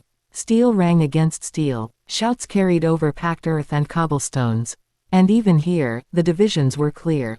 Guards and men at arms drilled on one side, their gear serviceable and worn. On the other, knights and lords sparred in finer armor, their movements watched by squires who hovered with towels and waterskins. He scanned the nearer group and spotted a familiar mustache before he recognized the man beneath it. Lorne stood by one of the fountains, arms folded as 2 younger men sparred in front of him. He did not fight, but he did not stand idle either. Every few moments he barked a correction or a warning, tapping a boot against the stone when one of the men overextended or let his guard drift. He would not call the man a friend, but at least he knew him. After gathering a dull sword from the rack, he crossed the yard in his direction, and Lorne noticed him when he was only a few steps away. His eyes widened, just slightly, before he straightened and gave a deep nod. "Sir Galad," he said. "Just arrived." Galad returned the nod. "Today. Welcome to Highgarden." One of the younger men glanced over, breathing hard. "That's the one they knighted with you." Lorne did not answer beyond a grunt. "Can't believe we missed the action," the man went on, rolling his shoulders. "Aye," the other added, lowering his practice sword. "I'd have been knighted too if I'd been there. If the old man and the pretty boy were." Galad did not look at him. He rested his hand on the pommel of his blunted sword and waited. If he were bothered by every man who spoke to him in jealousy, he'd have fought more honor duels than battles by now. Lorne stepped forward and scuffed the speaker on the side of the head with 2 fingers. He yelped. "It'd take 3 of you to do half of what I could, boy," Lorne said. "And there ain't enough men in this yard to do what Sir Galad here done." The young man scoffed. "Enough of that. Ain't no one believe you and him fought off a whole Ironborn crew on your own." Leave the songs to the kitchen maids. It's Esser Lorne now, Lorne replied evenly, and ain't no one said it was the whole crew. Half of it, more like. Lord Mace himself saw it. You calling him a liar? The young man stiffened. I weren't calling the Lord a liar. He turned to the other boy. Were you? A head shook. I weren't neither. Good, Lorne said. Now get back to it, or I won't help you no more. The two guards resumed sparring, their movements a touch more careful than before. Galad watched them without comment. Their footwork was sloppy. Both lifted their swords too high on the swing. One favored his left side and left it open every time he pressed. He saw it all after a quick glance and said nothing. Once, he would have corrected them without thinking. He would have spoken plainly and sharply, and wondered afterward why no one wished to speak with him again. I fought with his father in the Stormlands, Lorne said, nodding at one of the sparring men. Good fellow. This one's not half the man he was. I heard that, the young man said. I know, Lorne replied. Galad turned to him. I was not aware you had been knighted as well. You have my congratulations. Lorne waved it off. And you my thanks. But you should know, now that you're a knight, you can train over there. He jerked his chin toward the high-born side of the yard. Galad raised an eyebrow and looked at him. And you cannot. I could, Lorne said. But then I'd have to deal with them. A brief smile tugged at his mouth. Is it always like this? Galad asked. Worse now, Lorne said. With all the lords arriving. Galad nodded. When do we march? Lorne shrugged. When Lord Mace decides. Last I heard, Prince Stannis is still halfway across the Dornish coast with the royal fleet. Best break the Ironborn at sea before we go throwing men onto transport ships. It made sense. Galad accepted it without comment. With the other kingdoms also joining the fight, he did not expect the Reach to send more than 20,000 men once the banners finished gathering. They could raise far more, but excess numbers would only slow a campaign like this. Shall we? He asked. With a grunt, Lorne reached for his practice sword. Why not? They squared off near the fountain. Galad moved lightly, testing rather than pressing. He did not force the pace or strike with full strength. Instead, he let Lorne come to him, watching how the man shifted his weight, how his guard rose and fell. When an opening appeared, Galad touched it and withdrew, again and again, never the same place twice. Lorne adjusted slowly. The man was no Blademaster, but soon enough his guard tightened. He started covering one weakness, then another. Galad eased the pressure just enough to let the lesson settle before offering the next. After several minutes, Lorne stepped back, breathing hard, sweat running down his temples. 7 hells, he muttered, wiping his brow. Who did you say trained you? Names rose unbidden in his mind. Gareth Brine, Hammer Gaden, Henry Haslin, his brother Gawain, always beside him in the yard. Matrim Cawthon, grinning as he knocked them both flat with a quarterstaff. Sometimes a man learned more from his peers and opponents than his mentors. In the end, he settled on the only name that meant anything in this world. Esser Garin Sand, he said. Lorne blinked. Never heard of him. Nor me, someone said. Galad lowered his sword as footsteps approached. He turned and saw a tall man coming toward them. He was well built and plainly noble, young still, perhaps entering his 3rd decade, but already going bald at the temples. The 3 guards stopped as the man approached. Each straightened and dipped his head. Not deeply, but enough to mark respect. Esser Owen, they said. The man did not slow his stride. He gave them a brief nod, eyes already past them. On you go, fellows. The men hesitated. Lorne scowled, but none of them argued. One by one, they stepped away, leaving Galad alone with the newcomer. Might I help you, Esser?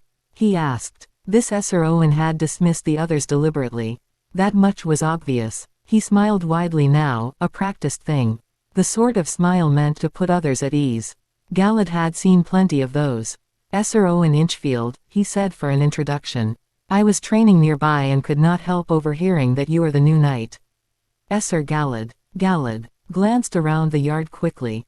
Knights of birth and standing trained on the far side, nearer the shade. A man with a noble last name would not be training nearby the guards and men-at-arms. Still, he understood courtesies had to be observed. Honored to make your acquaintance, Esser Owen. He offered a small bow. "The honor is mine," Owen Inchfield replied, though his tone suggested otherwise. He was not as good an actor as he thought himself to be. "We all heard so much of your battle from Lord Mace. I thought I might test my sword arm against a man of your reputation." Nodding slowly, Galad gave himself a moment to study the man. Owen was broad and moved with confidence, though his stance betrayed impatience rather than discipline. His hand seemed to itch on his practiced sword. He had not come for instruction or fellowship or curiosity, that much was certain. It was a challenge, and not the friendly kind. A younger Galad would have answered it without hesitation. He would have ended the spar quickly, publicly, and without apology. Not even as a statement. Simply because it was the thing to do. That instinct stirred now, but he pushed it aside. "As you wish," Galad said, inclining his head. They took their places, and Esser Owen attacked the moment Galad raised his sword, swinging hard and fast. The knight treated the blunted blade as if it were sharpened steel, and he meant to cut Galad in twine. Overhead, side swing, a thrust to the throat. Using his size, each strike was meant to overwhelm rather than probe. Galad stepped back, letting the blows glance off his guard, turning his wrists just enough to redirect force without meeting it directly. Owen pressed harder. His boots slapped against damp earth as he advanced, hacking downward, then across, then back. Again. Galad gave ground steadily, eyes tracking Owen's shoulders, his hips, the way his weight shifted before each strike. "Fight back, Esser," Owen grunted. "Are you not the hero of Dustinbury?" Galad saw no need to answer. Dull steel rang as they traded blows. He spotted openings in every move. Owen's right side dipped when he swung high. His balance faltered after wide cuts. His instinct screamed at him to follow through on the parry, step inside the knight's guard and slice at the shoulder line. He could almost hear Gareth Bryne's voice telling him to end it quickly. Galad ignored them all, letting the spar stretch on. He kept his movements tight, shifting slightly on the balls of his feet. Meanwhile, Esser Owen's breathing grew louder, harsher. Frustration crept into his movements until his blows lost precision, though not strength. With a discontented growl, Owen lashed out with his foot, aiming for Galad's knee. A foul strike that might cripple him if it connected. He shifted aside quick as a cat, the movement almost automatic. Owen's boot slid instead of planting. The puddle by the fountain caught him at the worst possible moment, and his weight kept going forward. His legs shot apart and he went down hard, yelping as both hands flew to his groin. Galad stared awkwardly, his sword going down to his side. "Are you well, Esser?" he asked. The reply came as a string of curses, some of them slurred by pain. Laughter broke out around the yard. Several men turned away, shoulders shaking. Others covered their mouths, failing to hide their amusement. The word maester carried clearly through the noise. 2 guards hurried forward to help him up. Owen clung to them, face flushed, still swearing. Galad stepped back another pace and lowered his sword fully. Looking around, he noticed eyes were on him now. More than he liked. Some whispering, others pointing. He had heard of House Inchfield before, though he did not have the education to know how high in the hierarchy a knight of such a house ranked in the social ladder. He did not need people thinking he had just injured a high noble during a spar. He sighed. So much for a relaxing hour at the yard. Galad had no wish to explain himself, so he nodded once to Lorne, then turned and left the yard without another word. With murmurs rising at his back, he followed the steward's directions away from the noise, moving through covered walkways and into the godswood that rose nearby. The sounds of steel and shouted commands faded behind him as the path narrowed and trees closed in.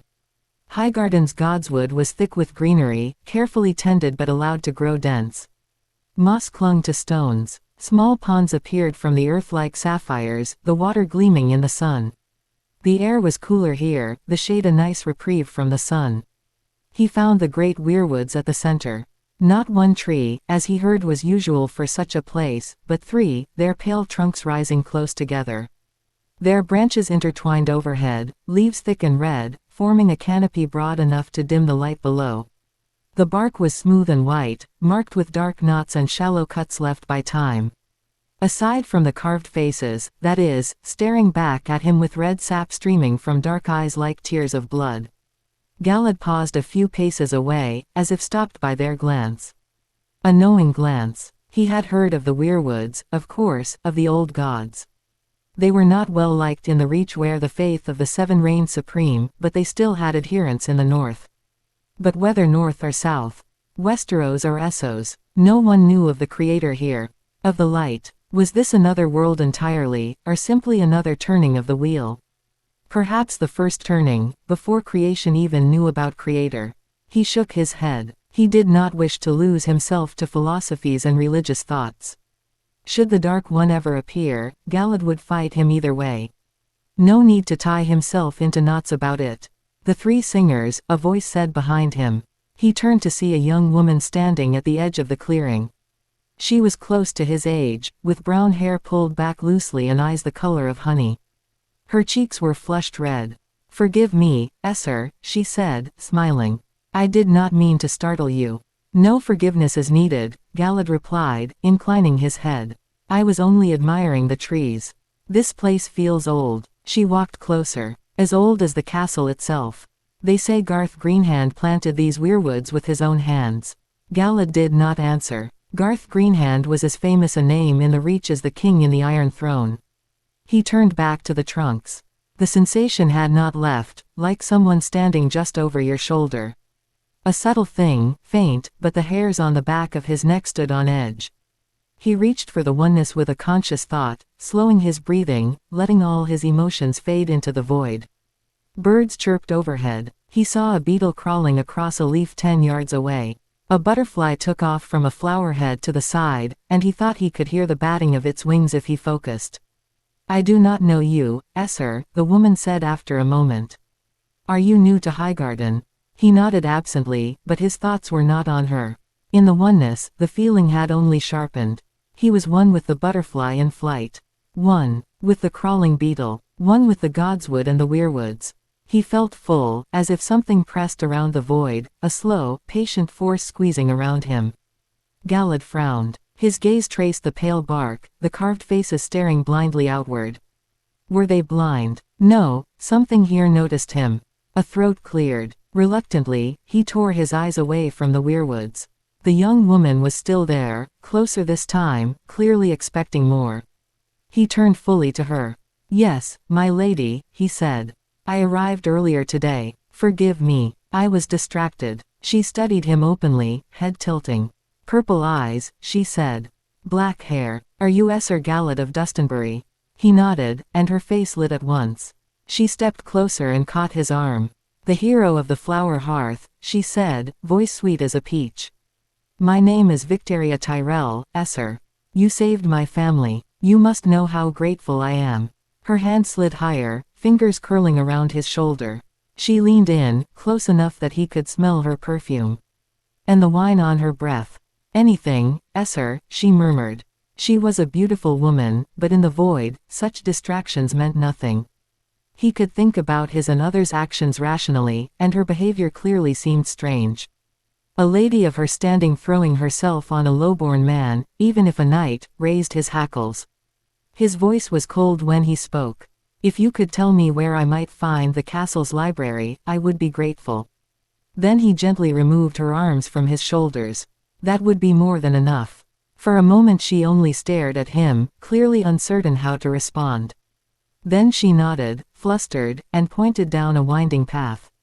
Galad thanked her and took his leave, the sense of being watched lingering behind him as he walked away. A few books on weirwood and the old gods would not be amiss while he waited to march out.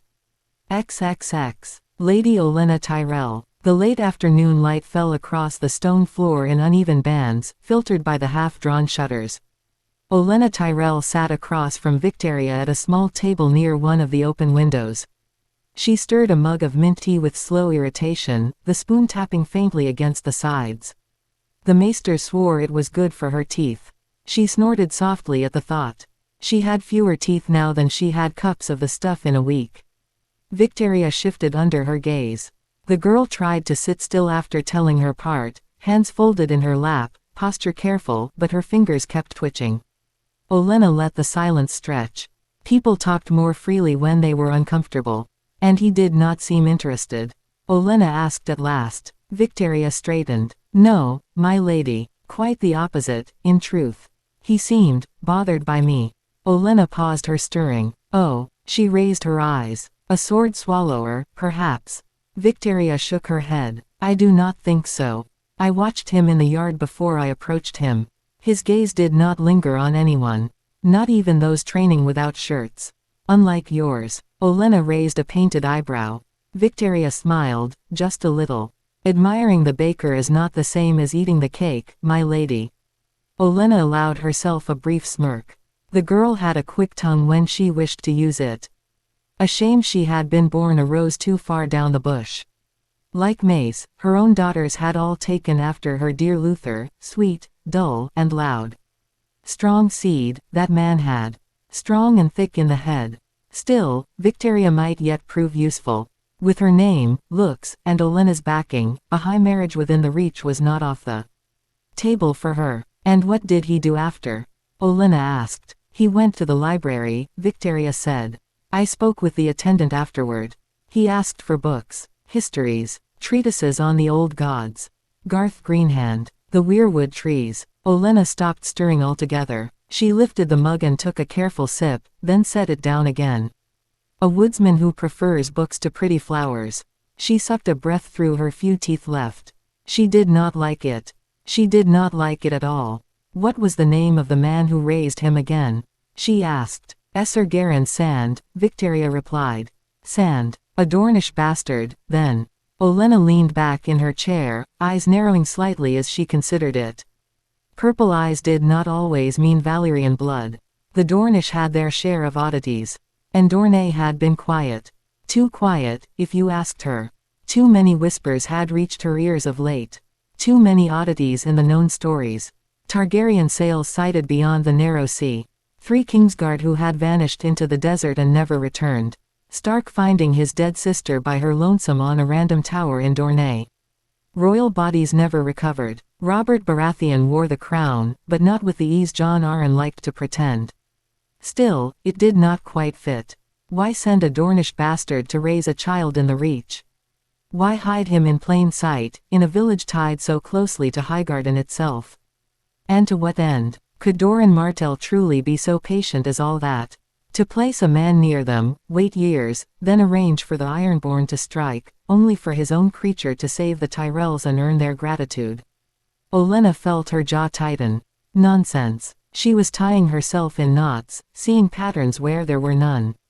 Age did that to a woman. Made her suspicious of every shadow. Besides, Mace had decided on that river outing the very same morning. No scheme spun in Sunspear could account for her son's talent for poor timing. She exhaled slowly and turned her attention back to Victoria. And that night you spoke of, Olenna said.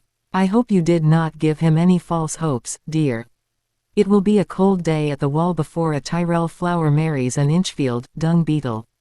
Victoria colored slightly. Nothing of the sort, my lady. I merely praised Esser Galad's valor within earshot of Esser Owen. That was quite enough. He has been pining for my attention as of late.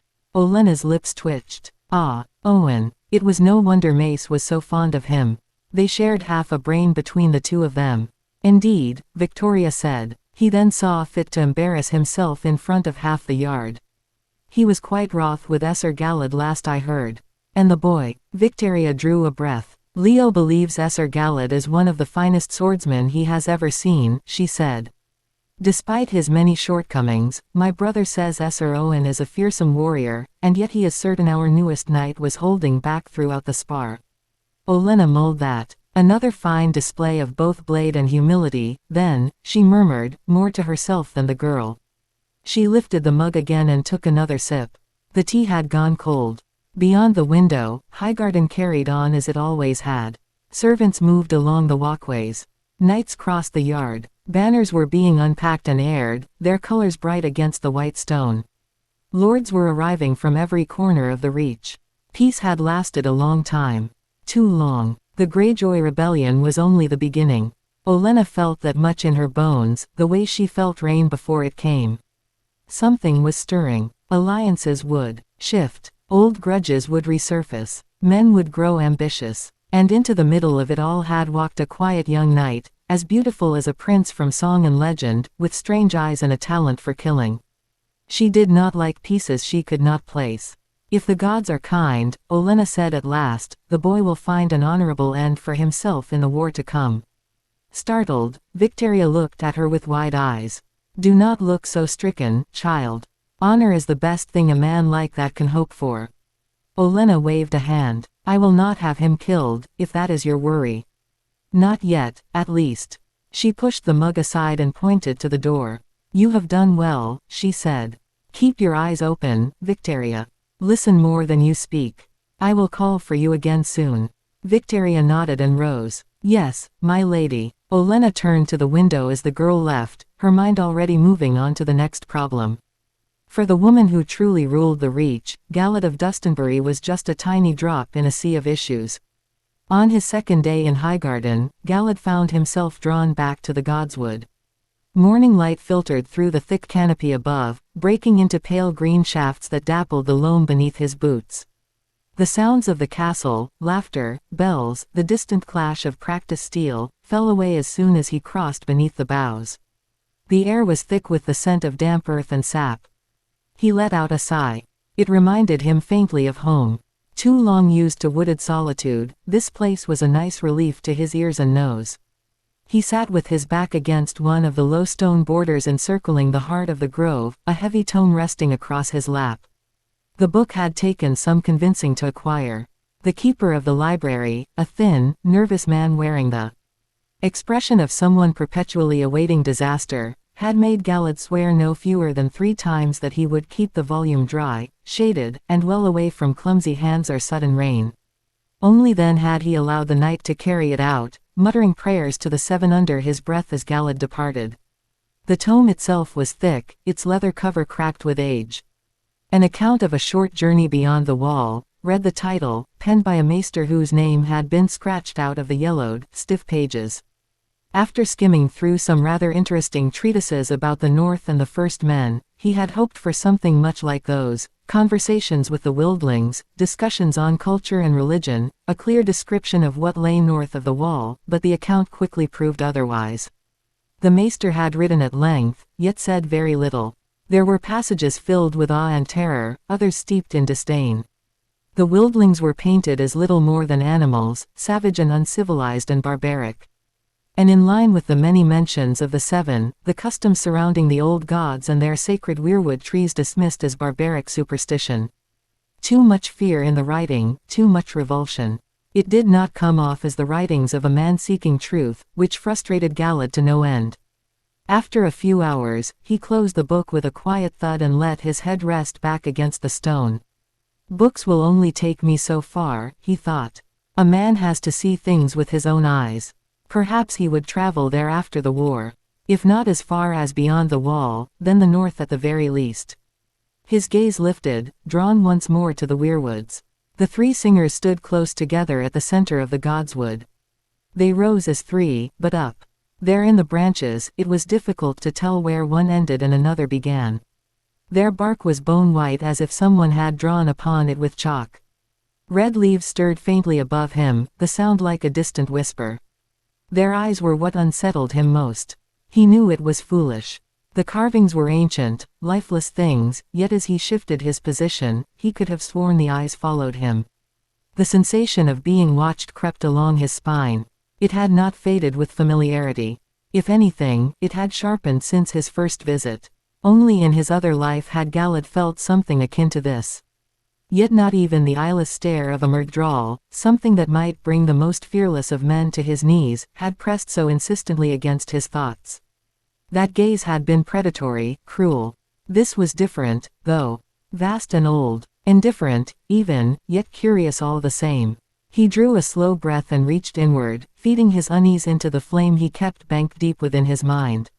Fear, doubt, anticipation. He offered them all up, one by one, until they were consumed. The fire flared briefly, then receded, leaving only stillness. The void welcomed him as an old friend. He rose to his feet and took a few measured steps toward the nearest of the weirwoods, and the pressure returned at once, stronger now, as though something strained against the edges of his awareness. His hand lifted, hovering inches from the pale bark. The sensation intensified. Before his fingers could brush against the trunk, a laugh rang out, bright and clear, shattering the moment. Sir Galad. His hand fell to his side as he turned. From between the trees came two small figures, barreling toward him with reckless speed. He let the void slip away from him. Sir Galad. Sir Galad. They cried in unison. Little Loras Tyrell led the charge, all flailing limbs and white smiles. Beside him ran Marjorie, only a step behind, skirts hitched up in her fists as she laughed. Trailing after them at a more sedate pace was Garland Tyrell, already tall and broad despite his youth, his expression apologetic even as a smile tugged at his mouth. Two guards followed at a respectful distance. Galad's lips curved upward despite himself. Lord Loras. Lady Marjorie, he greeted, inclining his head. This is a happy surprise. I'm afraid I have no firewood for you to chop today. Marjorie skidded to a halt, planting her feet and pouting up at him. Then why else would you be in the godswood? Yes, Loras chimed in, hands on his hips. Aren't you a woodsman? Before Galad could answer, Garland cleared his throat. He's a knight now, remember. Galad turned his smile on Garland. I am at that. But if a woodsman can become a knight, then it follows that a knight can be a woodsman too. I am proof of it, no. Marjorie shot her brother a triumphant look. See, he can be both, dummy. He can just use his sword to chop the wood now. Garland chuckled. You were wise, sister. He inclined his head toward Galad. Forgive my siblings, Sir. They were quite excited when they heard you arrived yesterday. Loras nearly cried when you didn't attend the feast. Did not. Loras protested hotly. Just got a hair in my eye. Yes. Galad nodded with exaggerated solemnity. That is very common. Marjorie giggled. Why did you not attend, if I may ask, Sir? Garland continued. Our Lord Father wished to honor you before the lords and ladies of the Reach. That made him all the more glad he had not gone. Still, he bowed his head.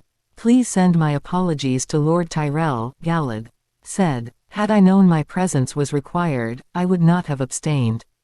It had simply been a long day on the road. I wished for rest more than for good food and company. I was going to let you dance with me, Marjorie said, crossing her arms. But now you can't. Galad felt a genuine smile pull at his lips. I would have risen from the dead, my lady, had I known I would dance with you. I hope you will find it in your heart to forgive me. She sniffed, chin lifting. I shall think on it. Garland glanced past Galad, noting how close he stood to the weirwoods. Were you praying, Sir? Forgive the interruption, if so. I hadn't known you kept to the old gods. Not praying, Galad said, gesturing to the book resting atop his folded cloak on a nearby stump. Simply enjoying the quiet. It's been a sudden shift, going from my home to such a lively castle. You don't like it here? Marjorie asked, eyes widening as though on the verge of tears. Her expression tugged at something old and tender in his chest. She reminded him painfully of Elaine when she was a young girl. He wished he could have been a better brother to her and Gawain when they were growing up. That's not what I meant, he said gently. It will simply take time to adjust. But you only just arrived. Loras said. You haven't taught us anything new yet. I want to be a woodsman like you when I grow up. A woodsman knight. So do I, Marjorie echoed. So do I. You can't, Loras said. You're a lady, she huffed. Didn't you hear Sir Galad? If a woodsman can be a knight, then a lady can be a woodsman too. A woodswoman cannot. Galad smiled again and ruffled Loras's hair. I'm not leaving quite yet. How about this, if you two gather enough kindling for me, I'll show you how to start and keep a fire. The children whooped with delight and dashed off at once, gathering sticks by the armful, already arguing over who had found the best and driest ones. Once the children had run far enough away, Garland's expression sobered. You will join the army when it leaves, then? He asked. I will. The answer seemed to steel the boy. Garland drew a breath. Then, please, Sir. Take me with you as your squire. He blinked. My squire. You will find none who will fulfill a squire's duties more diligently than I, Garland said quickly. I swear it. I'm 12 already. I know how to clean the rust from plate and mail, how to oil leather and tend to horses.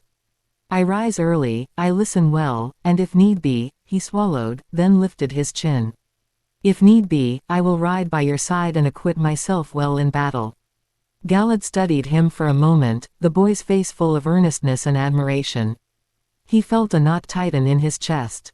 "My lord," he began, then stopped himself. He exhaled slowly. "Garland." He met the boy's gaze fully. "It would be an honor to have you as my squire.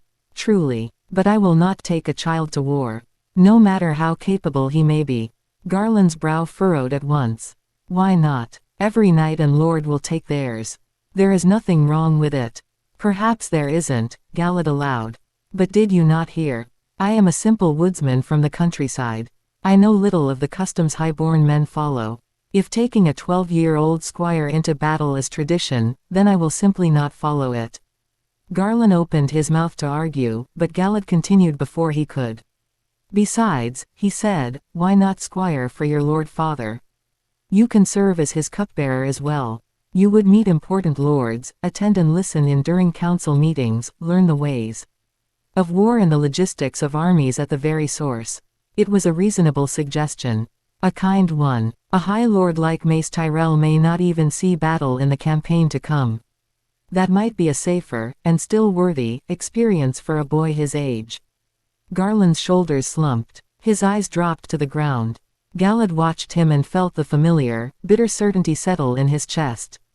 He would not move on this. He fully expected to be in the thick of the fighting when the time came. He wanted it that way. If death waited for him on the battlefield, he would meet it head-on. He had done so before and the idea did not scare him. But he would not take a boy with him into a slaughter of his own choosing. "Because," Garland began after a moment. He hesitated, then forced the words out. "Because if I become his squire now, then I can't squire under you." Understanding dawned. Something inside him softened. "I see," he said. Garland looked up again, hope flickering uncertainly across his face. "Then how about this?" Galad said. "I will accept you as my squire now, but your duties will not begin until I return from war." He raised a hand as the boy's breath caught. "In the meantime, we will train every day. 1 hour at dawn, another at dusk. You will practice footwork, forms, and endurance. And once my armor is ready, you may help me tend to it." Garland beamed. "I accept," he said quickly. Then he paused. "Well, I have to ask my lord father. And he will likely ask my grandmother." His grin returned, unabated. "But I still accept, sir." "Very good, then," Galad said, amused. "Let us start now, before your siblings gather enough sticks to set the entire castle afire." Later that day, Galad found Ben in a narrow room tucked into one of the castle's quieter wings, far from the noise of the barracks. The ceiling sloped low enough that he had to mind his head as he stepped inside.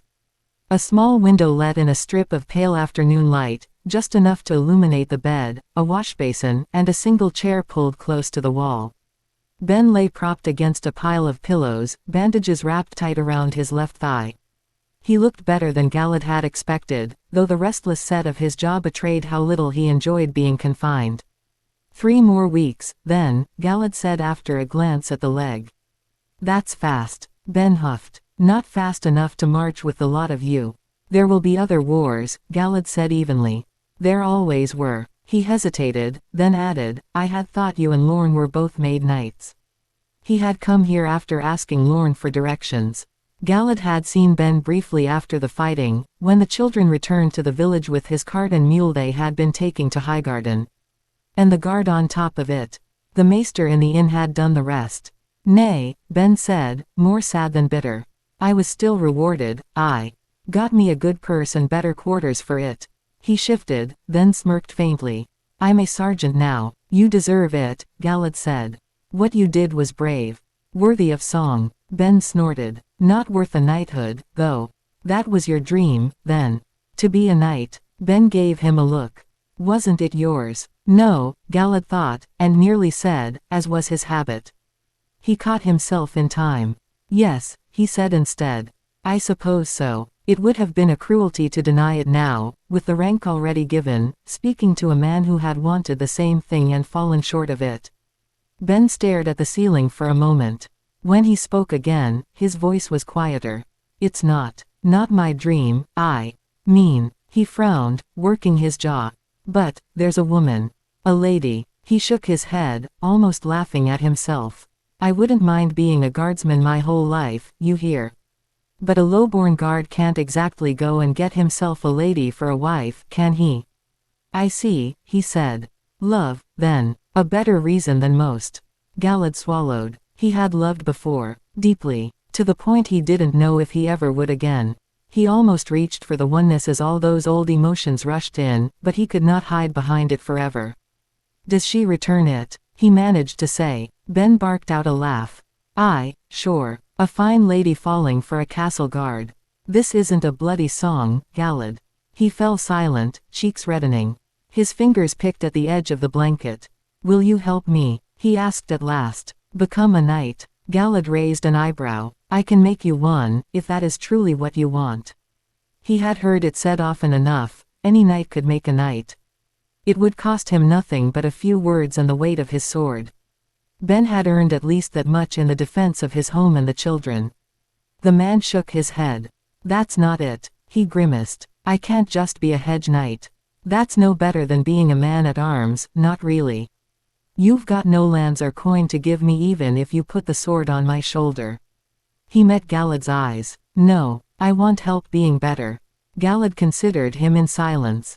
What could he promise? Nothing that depended on the future. He might die in the war. He might leave Highgarden for good. He would not give the man false hope. His gaze dropped to the bandaged leg. I imagine you can't train until you're healed. Aye, Ben said sourly. Maester says no strain, no lifting, no yard neither. Then if I return to Highgarden, Galad said, I will help you practice the sword. He did not intend to become a teacher twice in a single day, but Galad had had mentors of his own, men and women who helped him better himself when he needed. He would not deny a man the chance to fulfill his own potential. Ben groaned. That's not what I'm asking. Though fighting like you surely wouldn't hurt. What I'm asking is, he looked embarrassed now, rubbing the back of his neck. I saw them books back in your house. You a lettered man, then. Galad nodded. Then, Ben hesitated, then took a breath. Will you help me learn how to read? I just figured, you know. The lady. She's smart, man, clever as any two maesters put together. Spends half her time in the library, from what I seen. She wouldn't marry a man who can't put two words together proper, yes. The words came out in a rush, as if he feared losing his nerve. I see, Galad said, and smiled. That's commendable, Ben. You must care for her deeply, if you're willing to go this far. Ben shrugged. The previous embarrassment turned into a grin. I'm a romantic at heart. I'll either marry her or die trying. Seems a fair life to me. I'll come by after my time in the yard, Galad said. Every day, until the army departs. We'll start small. Ben's eyes lit up. Truly, truly. Thank you, Ben said.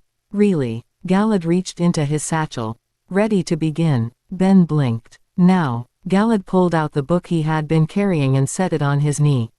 He dragged the chair closer to the bed and sat.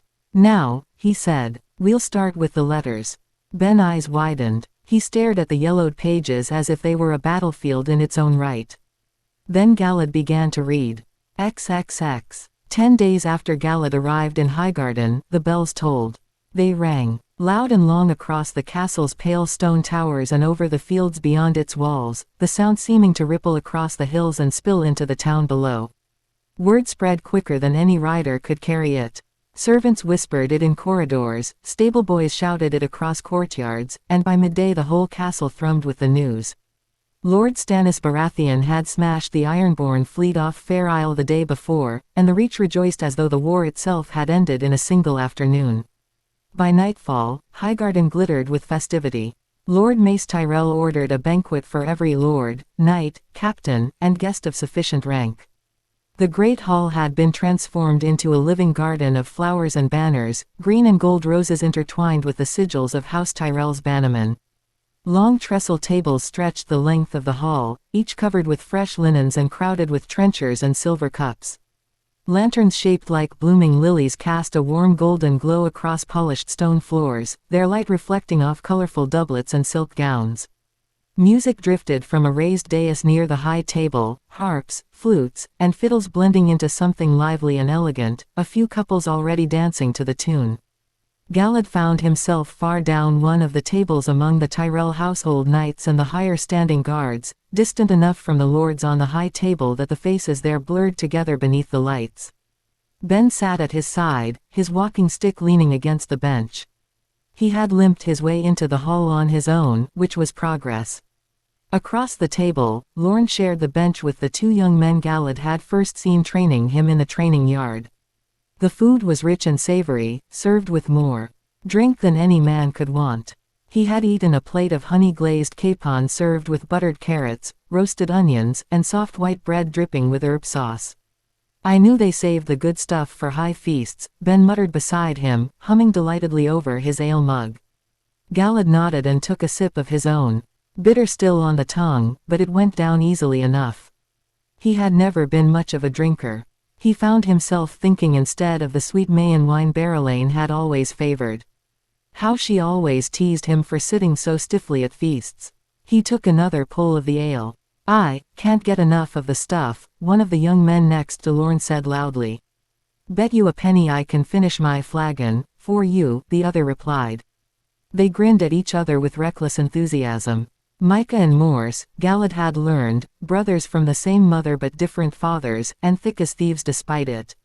Lorne had married the woman a few years back and taken the boys under his wing. Now a knight, the brothers served almost as his squires despite their age, though Lorne himself refused to call them that. Lorne reached out and rapped them both on the ear. "Enough drinking," he grunted. "With the Iron Fleet sunk, we might march off tomorrow already. I don't want you face down in the mud come morning. Isn't that even more reason to get pissed drunk?" Micah shot back. "All cheers to that," Morse said, raising his cup. Lorne huffed and shook his head. Ben did not raise his glass, sulking quietly. He was still sour that his injury kept him from joining the coming campaign in the islands. The brothers continued their back and forth, and Galad let their chatter fade into the background. Since arriving at Highgarden, his days had fallen into a steady rhythm. He'd train with Garland at dawn and with Lorne and the other guards later in the morning. After eating, he helped Ben with his reading before going straight to the library to devour anything he could find. At dusk, he split his time between drilling his unofficial squire and entertaining his younger siblings who insisted on joining Garland in the Godswood. He had discovered that he enjoyed teaching more than he expected. Whether it was fighting or reading or sparking a campfire, there was satisfaction in seeing understanding dawn in another's eyes. Yet despite the pleasant routine, he felt restless. Highgarden's beauty was suffocating when filled with so many people. He almost felt eager for the war to come, which left him conflicted. He knew the ugliness of it better than most, but he could not help remembering the scenes back in the village. The light itself demanded justice for such acts. He wiped his hands on a cloth and considered retiring early. Better to be rested if orders came with the dawn. Before he could rise, the men across from him suddenly half stood and bowed their heads. Galad turned, confused, just as someone tapped his shoulder. He looked down to see little Marjorie Tyrell standing in front of him, hands tucked behind her back, forest green skirt swaying shyly from side to side. "I would allow you to dance with me tonight, Esser Galad," she said, as if she were granting him a great favor. Ignoring the raised eyebrows around the table, he placed his cup down carefully, then rose from his seat. He took one of her tiny hands in his and bowed with all due formality. "Lady Marjorie," he said, "would you care to dance with this lowly knight?" The girl grinned brightly, chin lifting with an earnest seriousness that did not quite mask her excitement. "If you insist, Esser," she said. Before Galad could offer another word, she had taken his hand in both of hers and was already tugging him forward. She pulled him across the hall toward the open space before the high table, where couples from the reach moved in orderly lines and circles. She stopped just short of the dancers and turned to face him. "Are you a good dancer, Esser?" "I will not embarrass you, if that's your fear," he told her. She giggled at that, clearly pleased. "You can't embarrass me, silly. You would be embarrassing yourself." Then she tugged him forward again, pulling him into the line of dancers as the musicians struck up the next refrain. The steps were simple enough. Galad followed them without trouble. He had attended enough feasts and balls across the Westlands to recognize the pattern quickly. Marjorie watched him closely at first, as if waiting for him to falter, but when he did not, her attention drifted back to the dance itself, laughing with joy as he spun her until her feet left the ground. Around them, the nobility of the Reach danced on, older couples moving with practiced ease, younger ones with varying degrees of success. Galad was aware of the attention they drew. Not because of himself, but because of who she was. A Tyrell daughter dancing with a knight not long arrived at Highgarden invited notice, and he felt more than a few eyes on his back. When the song ended, Marjorie's cheeks were flushed, more from laughter than exertion. She released his hands and dropped into a careful curtsy, clearly proud of herself. Galad returned it with a respectful bow. "Well done, my lady," he said. "You kept the steps better than most." She beamed. "I know," she said, then caught his hand again before he could step away. "Come with me. My cousin wants to dance with you as well." Galad hesitated only a moment before allowing himself to be led. It was hard to refuse when she looked at him with those big doe eyes. She pulled him quickly toward the edge of the floor, then stopped right in front of a familiar face. Galad recognized her at once, the young woman he had met his first day in Highgarden, in the Godswood. He kept his expression neutral, though inwardly he grimaced. He had no desire to draw attention from that woman ever again. Still, she looked different this time. Not in dress, as she wore Tyrell green and gold as before, but in bearing. Her posture was straighter, her gaze more measured. Brown eyes followed him as he approached, sharper than he remembered. "Taria, this is Esser Galad of Dustinbury," Marjorie announced proudly. "He is special, since he is both a knight and a woodsman. Willis says he is the best swordsman he's ever seen, and he is the best woodsman I've ever seen, so really he is the best." Victoria Tyrell smiled at her cousin's enthusiasm. "Is that so?" she said, eyes flicking to Galad. "I hope he is the best dancer as well."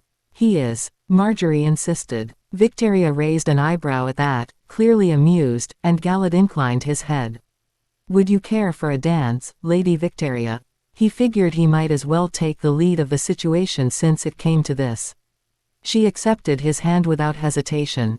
Marjorie waved at them as they moved away, already turning her attention back toward the edge of the floor and whatever had caught her eye next.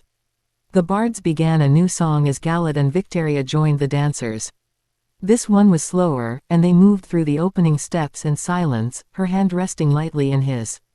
"I hope you will forgive me for last week, Esser," Victoria said after a moment. Her voice was low, but nothing like the breathy tone she had used before. Galad kept his attention on the dance, his posture relaxed but alert. "Nothing happened," he said evenly. "Thus there is nothing to forgive." She nodded once. "I am glad, then." They danced on for several steps before she spoke again. "My little cousins have spoken of you often," she said. "They are quite taken with you." "I am glad they find me agreeable," Galad replied. "And if you were to spend time around them," she continued, a concerned older cousin might have wanted to take the measure of the man behind the stories. Galad considered that as they turned. "And what did you learn?" "That given the opportunity," she said, "you would not take advantage of a vulnerable young woman in a secluded wood."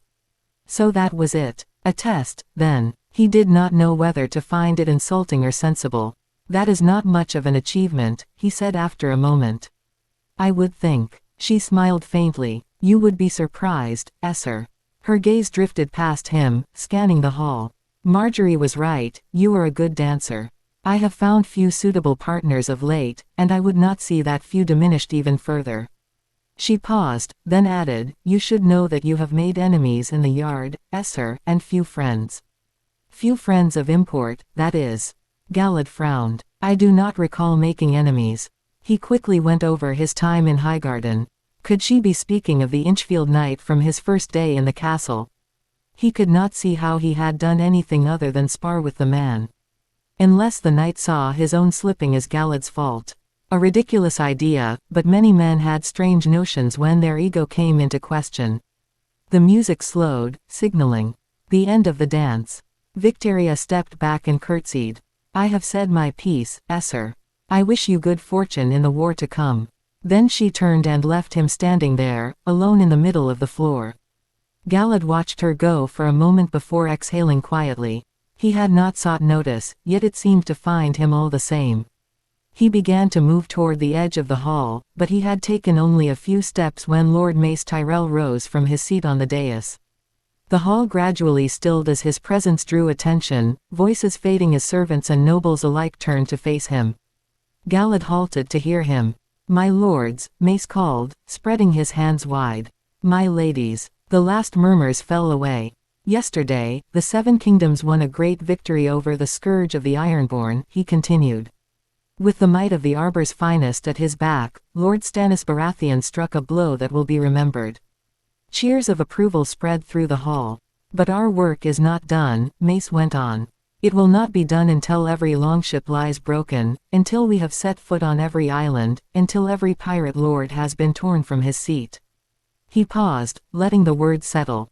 "We have answered the Crown's call and raised a mighty army to join this campaign. Today, I received our orders from the Iron Throne. The armies of the Reach will be responsible for subduing Orkmont, Blacktide, and Harlaw. Had the king asked, we would have taken every island ourselves, from Pike to Greatwick and even Lonely Light, but we will make do."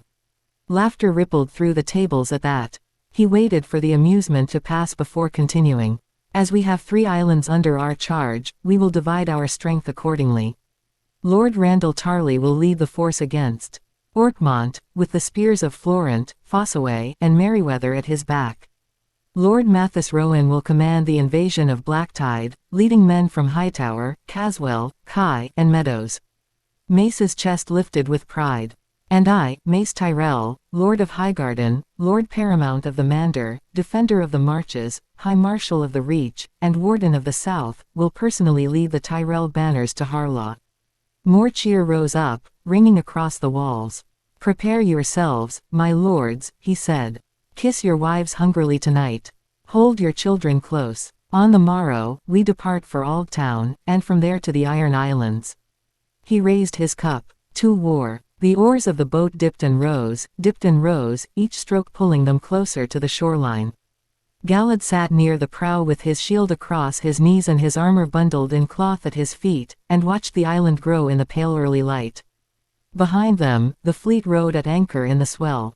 The ships looked smaller already, their hulls dark against the water, the dawn catching the tops of their masts in red and pale gold. The hunter of Aldtown sat heavy amongst them, the ship that had brought him here. Sir Willem Withers, the knight Galad would serve under during the campaign, would be joining them in the first wave into the island, while Lord Mace and the other knights and lordlings of higher station would come after they had established a beachhead. Around them, the dinghies spread out across the water in long uneven rows, dozens upon dozens of them, each loaded with men and gear. The sound of oars was everywhere, wood creaking, water slapping at the hulls. Someone in a nearby boat coughed. Someone else muttered something Galad couldn't make out, and was hushed. He turned his attention back to the shore. The beach was wide and open in front of them, a pale gray strip against the darker mass of the island. That much was good. To the west, though, tall cliffs and ridges pressed down to the very edge of the water, cutting off any view of what lay beyond them. To the north and east, the land beyond the sandy beach lifted into low rolling hills that stretched on into the distance. Low, but not so low a man could not lose himself behind them. Not so low you could be sure of what lay on the other side. "We should have sent scouts ahead," Galad said. "I don't like the look of those hills." Beside him, Lorne followed his gaze without speaking for a moment. Then he gave a short nod. "Aye, you can hide a company of men behind them." He huffed through his nose. "And the cliffs." He did not finish the thought. He didn't need to. "Doesn't matter." Neryl's voice came from further back in the boat. The older man at arms had his arms crossed over his chest, his expression the particular blankness of a man who had stopped expecting things to be done properly. "Heard Sir Willem saying Lord Mace is scrambling now. We got word of Sir Barristan already landing at Greatwick. And Lord Tarley's already taken the first stronghold on Orkmont." He tilted his head. "House Tyrell cannot be seen dallying," s what he said. Lorne grunted. Galad said nothing more either. He was already on the boat. They all were. Words wouldn't alter the shape of what was coming. He turned and looked at the men behind him. Aside from the sailors crewing the boat, there were 8 of them in all, including himself and Lorne, the only 2 who were knights. The 6 men at arms sat in pairs along the benches, their packs wedged between their feet. Micah caught his eye and gave him a slight raise of his chin and an easy smile. His half-brother Morse sat beside him, one hand gripping the haft of the mace on his belt, fingers opening and closing around the leather wrapping. His jaw was set. His face had gone a pale, yellowish color in the gray morning light. It would be his first battle, Galad realized. His own first battle sat decades behind him, though if anyone asked, he'd have to say it had come only 2 moons ago.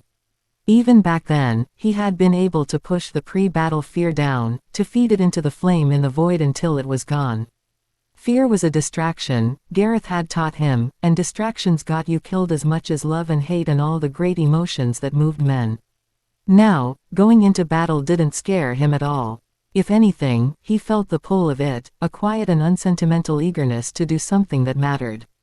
To act with purpose in this new world he found himself in, to lay some measure of justice down on behalf of the men and women of his little village. Morse looked up and caught him watching. His expression shifted into a scowl. Fine, he said, but his face had gone from pale to actively green. His eyes widened for only a second before he lurched sideways over the gunwale and was sick, most of it catching the water but a good portion splashing down the blade of an oar held by one of the sailors. The sailor pulled his oar in and stared at it, then at Morse. "Want to bugger me with it too while you're at it?" Morse mumbled something that might have been an apology. Micah covered his mouth, shoulders shaking. "Give him a break, he's just nervous about his first battle." "Not nervous," Morse said, wiping his mouth with the back of his hand. "Just haven't got me sea legs yet." "Oh, screw off." Micah grinned. We're fine the whole trip over. Just admit." "Enough." Lorne's voice was flat. The brothers went quiet. "No more jokes. We're at war now." Galad was already looking at the beach as it slowly got closer and closer, until they were close enough the sailors rowing them in called out. They lifted the oars clear of the water, and as the boat ground forward on the sand, men began going over the sides without waiting to be told. He followed suit, the water hitting him mid-thigh and the cold of it snapping through him like a blow. He hadn't expected it, but he did the only thing a soldier could do, gritting his teeth, tucking his pack higher against his back, and pushing forward, boots finding uneven purchase on the sand below. All around him, knights and men at arms were doing the same, dropping into the water and wading in, the surface breaking and churning white around their legs. More boats were coming in behind them, dozens of them, with men pouring over the sides into the shallows in long staggered lines even as the first boats were already rowing back toward the ships. Beside him, Morse went down to one knee as his footing gave. He almost dropped his pack before Galad caught him under the arm and hauled him up. Lorne took the other side, and together they kept him moving until the water dropped to his ankles and then to nothing, and they stepped up onto wet sand. "Wet boots," Neril said from ahead of them, stepping clear of the tide line. "Great way to start a campaign, that." A few men around him gave a ragged laugh. Galad couldn't help a small smile as well. War was a nasty thing, but there was a brotherhood that could only be born of that shared struggle that he had missed from his past life. Wet and already getting cold in the early morning chill, his first steps on dry sand felt like relief. Ahead of them, the beach sloped upward, gradual at first and then more steeply, until the pale sand gave way to dry, patchy grass at the berm. He was one of the first men fully out of the water across the stretch of shore. Behind him, more soldiers came streaming up from the boats, an uneven tide of men and equipment, some already bent over with their hands on their knees, breathing hard as if they'd waded through a battlefield and not a few feet of water. Others, wiser, were already shaking the water from their hands and reaching for their armor. Working quickly, Galad began pulling his own mail hauberk over his head first, then the rest, with Morse moved around behind him without being asked and began working the buckles on his chest piece. The young man was still breathing too fast but he managed to keep his hands steady enough to tie off the plate. To his left, Micah was doing the same for Lorne, who stood still as a post. He was halfway through fastening the last of it when something at the corner of his eye made him stop. He turned and looked. Nothing moved. The beach stretched out in both directions. The tide line ran above them, that dark wet stripe where the water came at high mark. The berm beyond it was thick with flotsam, broken planks and scraps of rope and tattered sailcloth heaped in long windblown piles. Beyond the berm, the grass began, dry and patchy, scattered with clumps and irregularities in the ground. He frowned. Was he growing crazy or did the clumps look wrong? The earth too dark, as if freshly dug. "Where's Esser Willem?" he asked. He heard shrugs more than he saw them.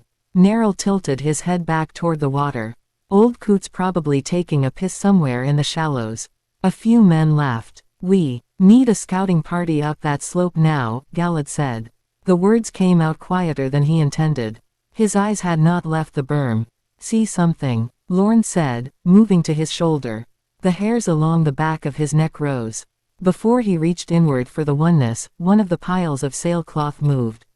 His eyes widened. "Shields." The word tore out of him.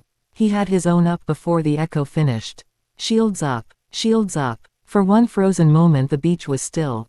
Then the berm erupted. Men came up out of the ground like the dead rising. Tarps and sailcloth thrown back, the loose sand piled above them scattering. Others kicked up from shallow pits beneath the clumps in the earth, or stood from behind piled driftwood, or simply rose from where they had lain flat behind the dry grass. Ironborn, 50 or 60 of them spread along the ridge of the berm, and every man among them was holding a bow. Galad heard the first shaft cut the air above him and dropped to one knee, shield braced forward and angled up. The arrow struck the wood with a hard crack and stood there, quivering. Then the volley came in full and the world became noise. The low hiss and whistle of arrows in the air and the sharp smack of them striking wood and dull against sand and the wet sounds of them striking men. Screams came fast on the heels of the first volleys, ragged and sharp and some of them cut off. He heard the sound next to him. A meteor impact than wood. He looked. Micah had fallen. He was on his back in the sand a foot from Galad's knee, one hand reaching for nothing, an arrow shaft through his throat. His eyes were open and very wide, staring up as if confused about his situation.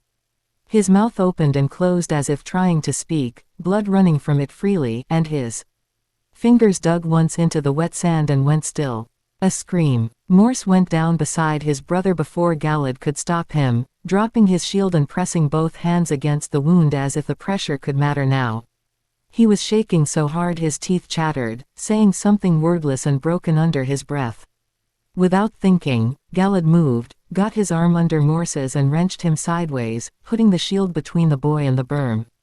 Lorne came in from the other side, shield raised, and together they pushed Morse back and kept him moving until he was behind the bulk of their group.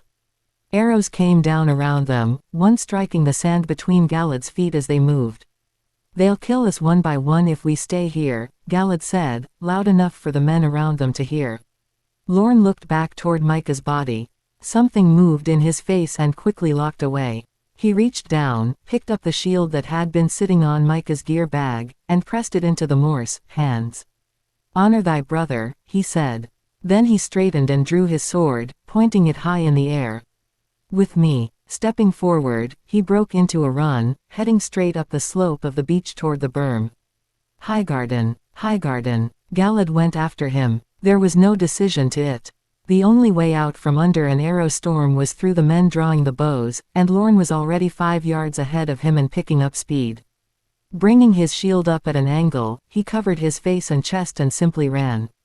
The arrows came down in staggered waves. Sand kicked up around his boots and he heard the close hiss of a shaft going by his ear. To his left, a man stumbled and went down. To his right, another man was running with a shaft through his shoulder and hadn't slowed.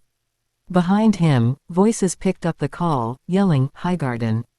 And, "Tyrell," and when he glanced back there were men all down the line scrambling to their feet and running after them, some brave or stupid enough to do so without their shields. The berm came up fast. The Ironborn bowmen had been pulling arrows as quickly as they could draw, but they were only men, and some of them were already turning to run as they saw the line coming up the slope. Somewhere behind the berm, came the sound of a short, sharp horn, just as Galad reached the end of the beach. Vaulting over a heap of rotting timber, he came down on patchy grass, a bowman directly ahead of him scrambling to draw another arrow. Galad closed the gap in 3 long strides and struck a simple swing. A head rolled sideways, but he was already moving again, as another archer turned on him, swinging his bow like a club. Parrying it easily, a low feint saw him punching through the man's guard and putting the point of his blade into his throat. Like a mummer in a play, the man sat down slowly in the grass, folding over himself until he lay with his bottoms up and his head half buried in the grass.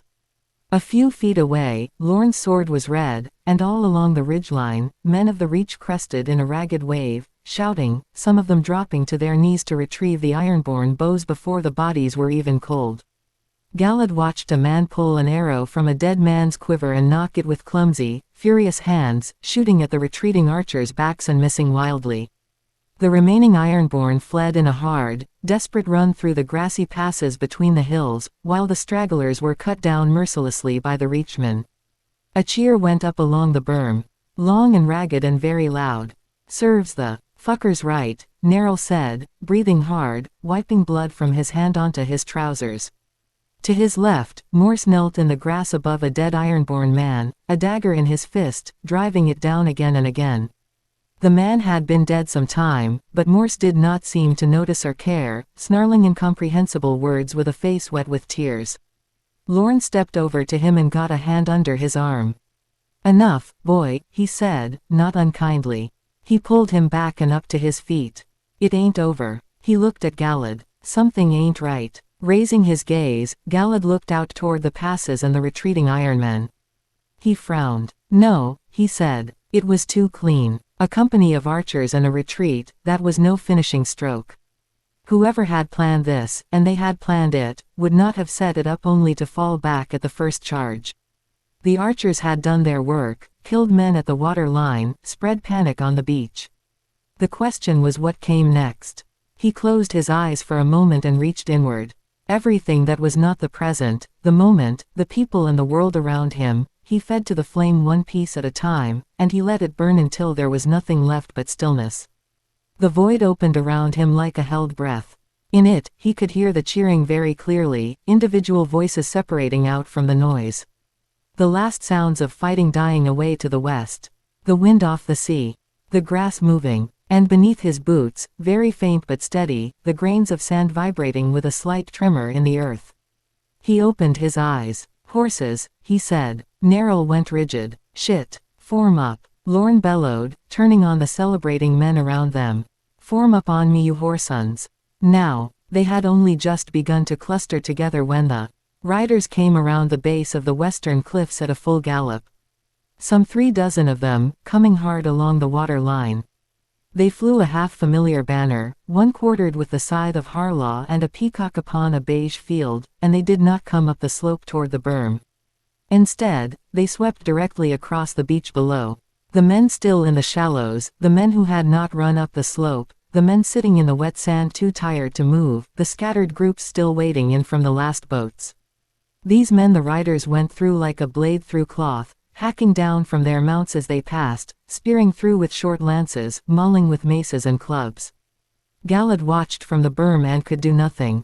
Too far away, too scattered. Some men dove clear. Others ran, diving back into the water. Most did not get up.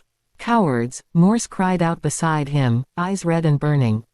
The horn sounded again, 2 short notes, and the riders did not press all the way across the beach.